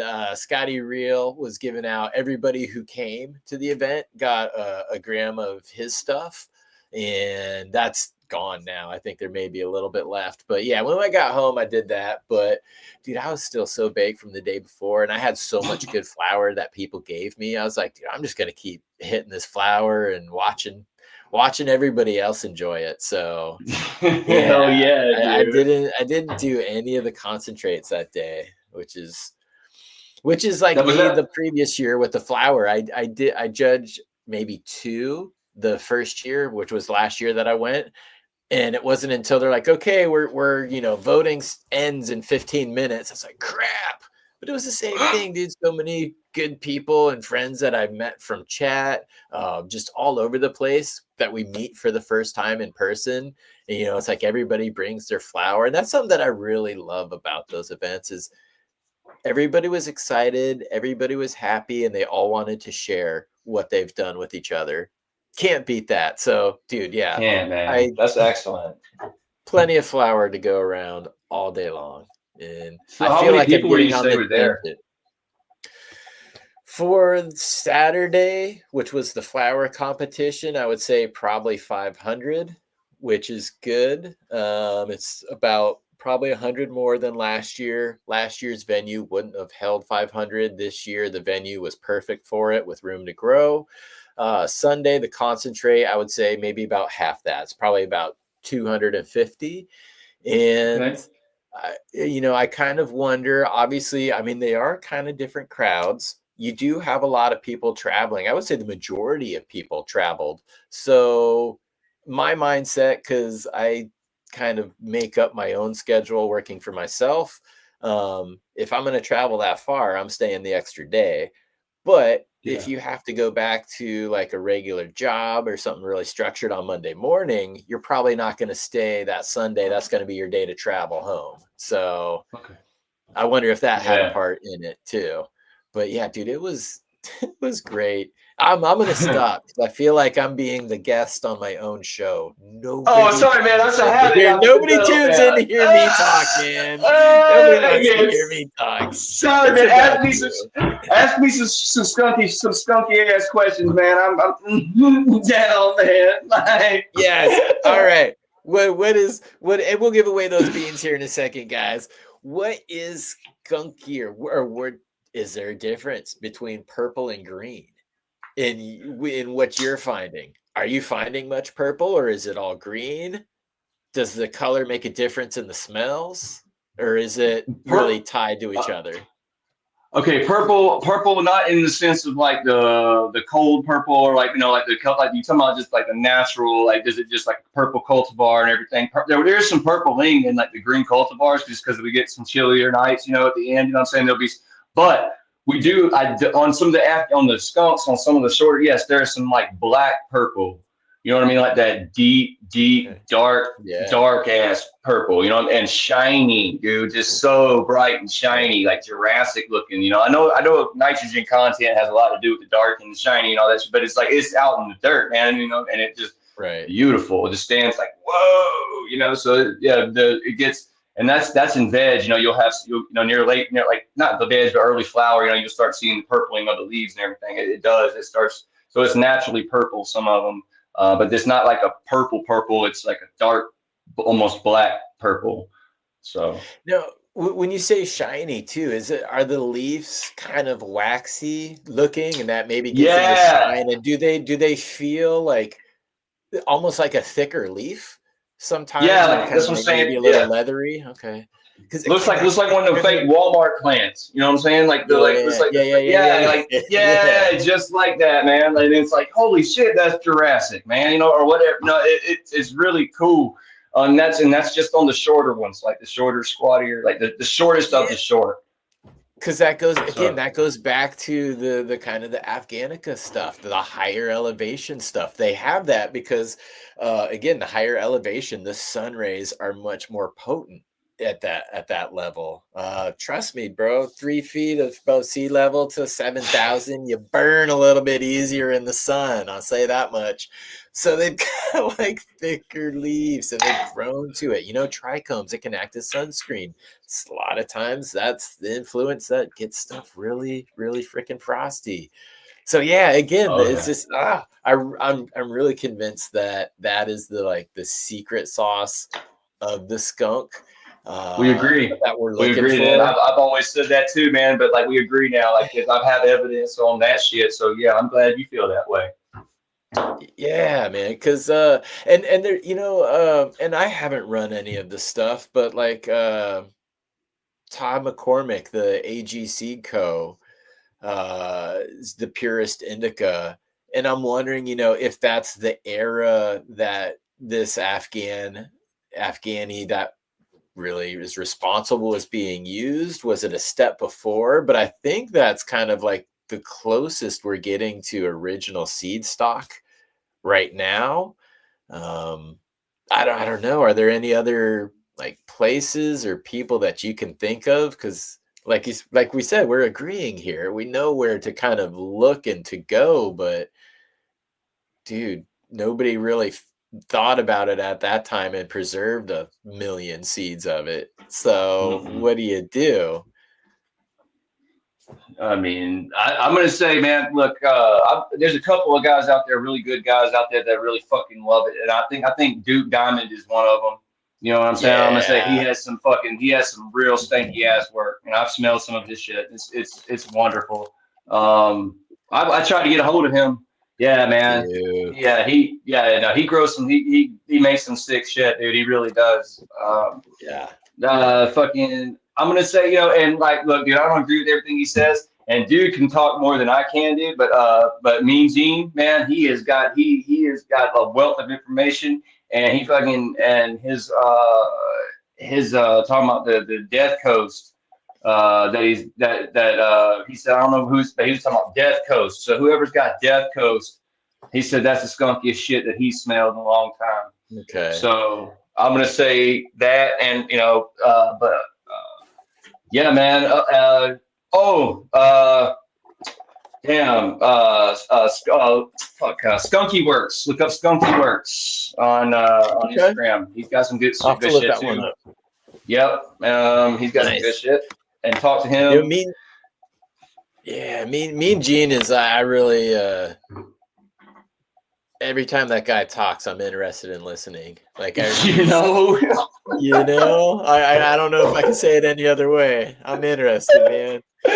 I lost my service there for a little bit on my phone, like, and I had download some YouTube shit. And I just put his shit on, man, for like a car ride. You know what I mean? Because it's like, it's gonna last the car ride, and you're gonna sit there and fucking ponder while he talks, dude. Like, he really opens some shit up on your like. I don't know, man. Some people have a gift for like channeling shit. Like they just have this, like, it just free flows like that. And he's one of those motherfuckers, dude. He really has that, like, where you just story time. Like, let's listen. Oh, dude. Dude, there's and he's so brilliant. Like, he's been around this for so long. Like, he's very knowledgeable about the plant and history and genetics. Like, a lot of the other breeders that I kind of look up to, they always like mention him. Like, so he's like the breeder's breeder, and he still is Yeah. just like this young personality. So it's really cool. But there's this one episode in particular on Eagles Gardens. I don't know if it was like the first time or the second time, because Mean Gene's been on there a few times, but it was the best ever. And like you said, he's just a natural storyteller. And like, in short, him and his friends took acid. They got separated. He was in the woods all night. He stumbled across someone's farm. The guy said he was going to kill him. Then he had to escape from him. And then he wound up like on a road, getting picked up by a truck, all like cut up, scratched, and dirty. Could have thought I was like a homeless dude, but I was tripping balls in the woods all night. Like, it was basically that story spread over like 30 minutes. You're just like the most. Oh, dude, he's the best. He's the best. If anybody remembers that Eagle Garden episode, yeah, let me know in chat. But it's an old one. It's at least from 3-4 years ago. But it's freaking epic, dude. Now I want to go back and watch it, because that story alone, I'm like, I like this guy.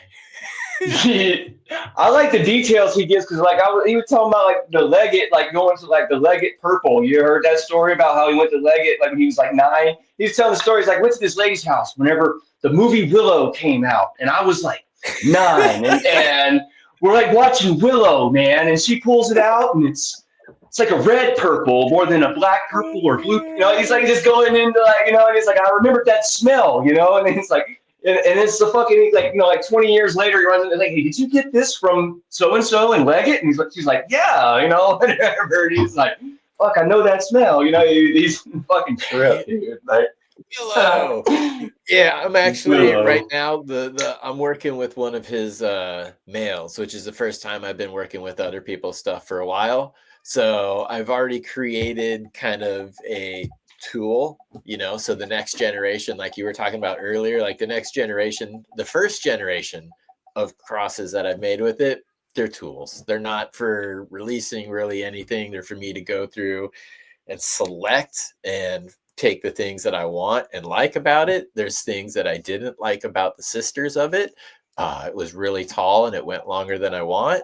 But I have things that can shorten it that have very short flowering time. And I also have different morphology. So in this first offspring, that's what I'm looking for. I'm then going to select those and then start the work. And then people will see that in the future. But yeah, again, his work is pretty awesome. So I've Yeah. got some regular stuff now because I all my stuff that I've offered has been reversed. So yeah, I've Okay. got some male stuff to play with now. And of course I crossed it with the Westport grape juice and the no joke, which I could then bring back to my clone onlys that spawned them. I opened up possibilities, creating tools ago. Like I said, I'm talking And too it is much, neat. It man. is neat. So go ahead. I said I'm talking too much. You make me too comfortable. It's too Oh, fun. sorry, Keep man. talking, man. You're the I guest. fucking, You're the guest. dude. I've been talking to other people and listening, man. I've been getting good at listening here, man. Like, like fucking. Okay, for real though. Like, okay. So you said it was. Which one was it from Mean Gene? The black line. Yeah, so it never came out for like public sale. It was an auction only thing. James, a guest who I've had on the Seed Collector Show a couple times, gifted that to me. Okay. His black lime #2 crossed with his cherry limeade F5, and that's something that he made. His cherry limeade is like his backbone. You'll see that as the cross into a lot of his work. But yeah, it's his black lime #2, and that black lime is again the parent plant, the foundation for a lot of the black lime reserve, the black lime pop, like all these black lime crosses. It all kind of Yeah. boils back to this. So to have where all those kind of came from in its origin, crossed with his cherry limeade F5, which is his kind of staple, I'm like, that's the good stuff.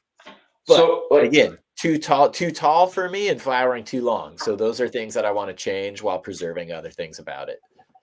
then that's what I was going to ask you about the preservation of it, because like here's what I like to do. Like I like to make like different versions of the same shit. So like I like to make a grape, a lemon, a cherry or whatever of the same shit and see which one works better for me in profile, like what I like, you know what I'm saying, blase, which comes through, Yeah. I like to try to do that, you know what I mean? And like that way I have like, like I've ran it through like, okay, this is, I like to have a tool that I can do that with, you know what I'm saying? So like you're talking about earlier about the different profiles that everybody needs to have in their shit.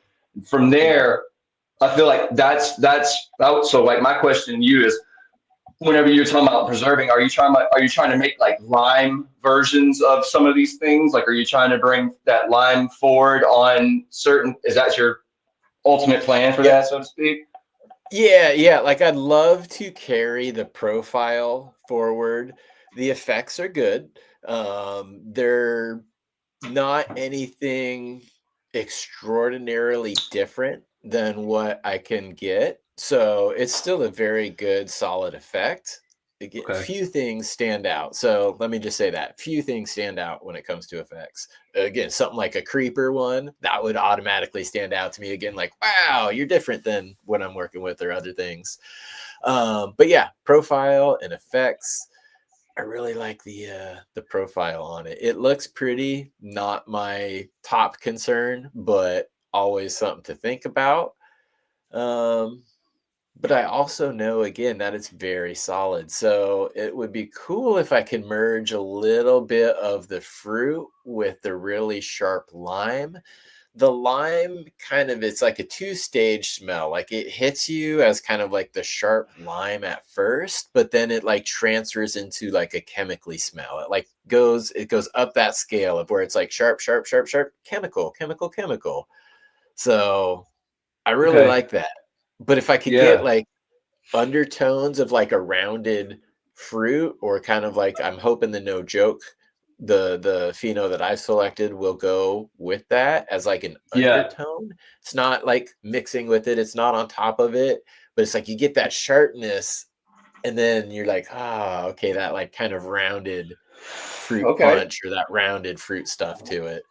See, So you're thinking like a multi-layered. sound designer. You're thinking like a sound designer now, Yeah, man. You really that's are, man. funny. Because like, look, no, because they'll be like, I just wired up. I just built a Stratocaster and shit, man. You know, I'm thinking, you know, how like each, you know, pickup, you know, like you got your buttery smooth one up here, you know, and all that shit. You want it to like, you know, what are you going for on the instrument? You know, like what kind of sound experience do you want? You know, I mean, because there's bumping in the car, but then there's like a night at the opera. You know what I'm saying? And then there's the Yep, Vegas Sphere. You know what I'm saying? So like, yep. what are you going for, dude? You know what I'm saying? As far as effect and like, and I like that, man. Like the well-rounded, you know, like because that's the, you know, like it's practical application, right? Like, you know, like throughout the day, like what do I need? You know what I'm saying? Like, I don't know. I breed for like, you know, for fun, but I also breed because like what I need, you know, and people I know what they need and like what they like, you know, and I made that decision.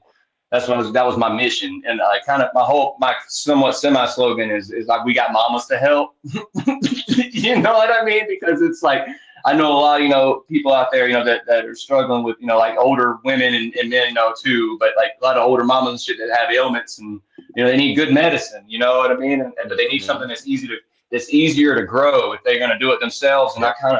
I'm kind of trying to bring that in the essence of my mission is like my vision, so to speak, is to bring the old school like in a package that's more modern to grow as far as ease of growth. You know what I'm saying? For people that are trying to do it themselves at home. You know what I mean? Like that's kind of who I'm going for is, you know, the old lady blowing up the block.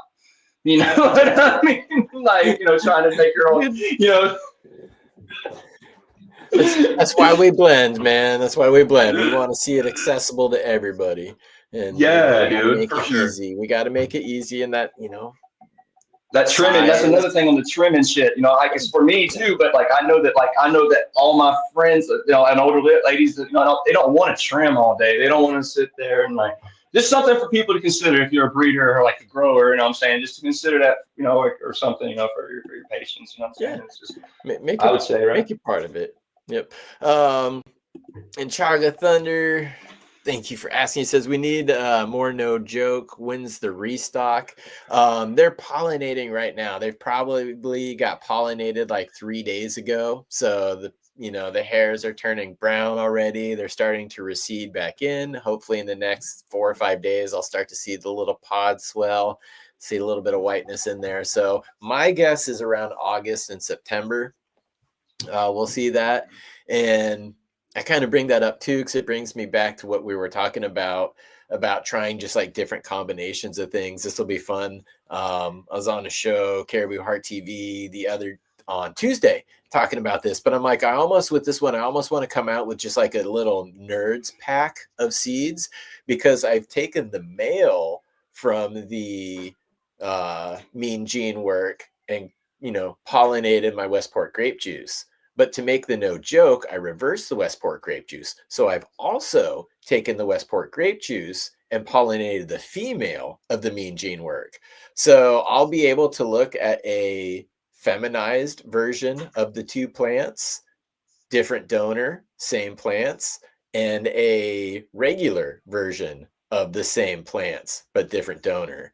So that might really kind of help me, at least in that combination with the Westport grape juice, tell which is the kind of the dominant giver there, or maybe which Yeah. one, if one is overly recessive, because I've kept the male, so I have that, and I also have pollen of it, but I could go back to it at any time if I find out, hey, maybe that's recessive and I'm trying to do something more Westport grape juice with it, because naturally I keep that plant around too. So I think that may be interesting just to see what the results are, because again, same two plants, but just different donor receiver pairings in it. Yeah, I did that. That's how when I made my first cross ever with Blue Ridge Berry. That was DJ Shorts Blueberry F5 times fucking Kingdom Organic Seeds, the Rev, couldn't think of his name, the Rev's Darkling Sativa. And I did it one way and I did it the other. I did the dark sativa onto the blueberry, and I did the blueberry onto the dark. Had much better results, believe it or not, with the dark sativa the onto the female.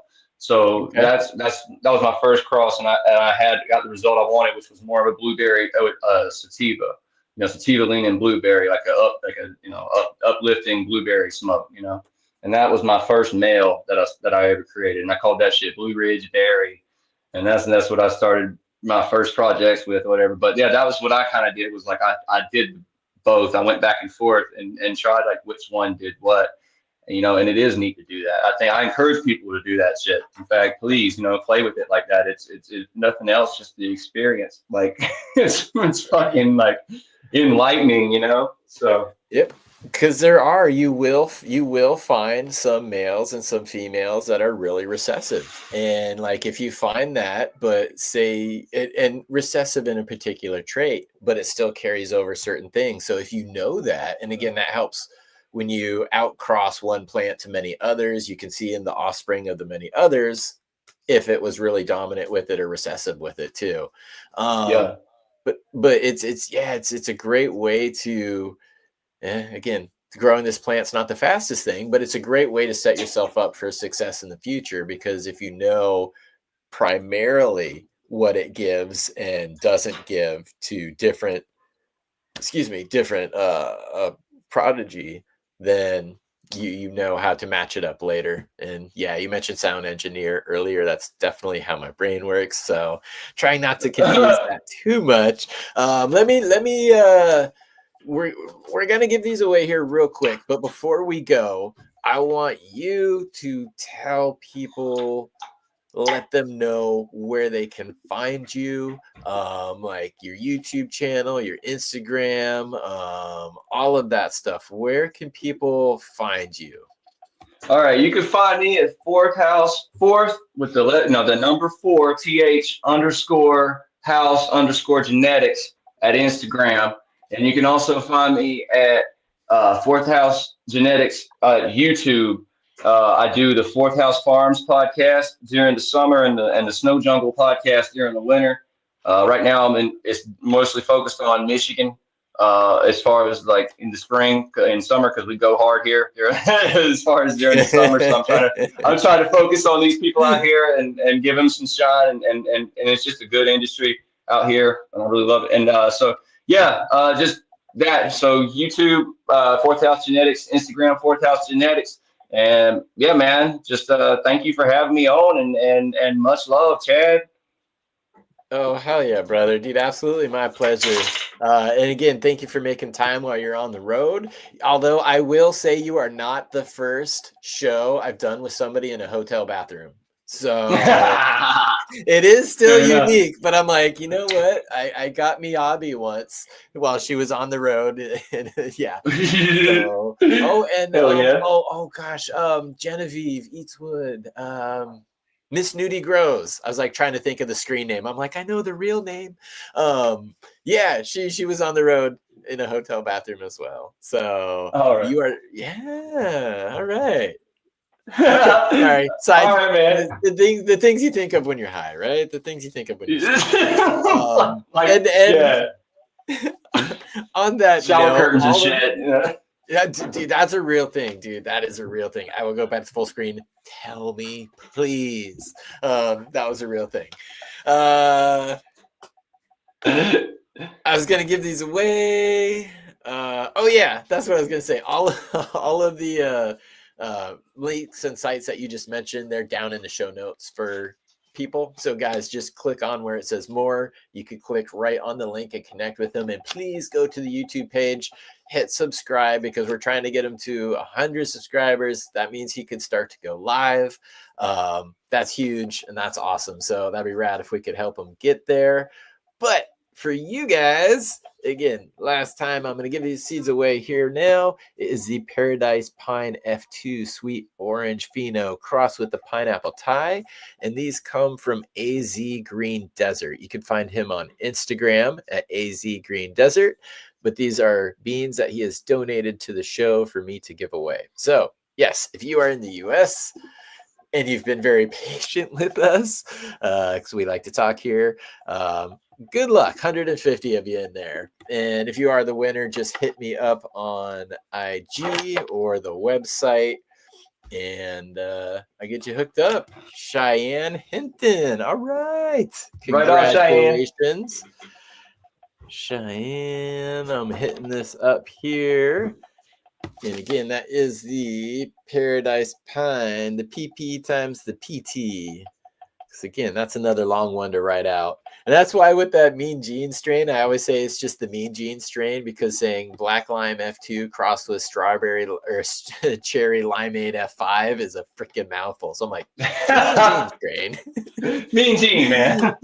Mean Gene strain. Yeah. I mean, it never came out, so it never really got a proper name. And I like just naming things as the crosses as well, but that leads to trouble later, and I've learned that. So yes, give things names because people get shit wrong later.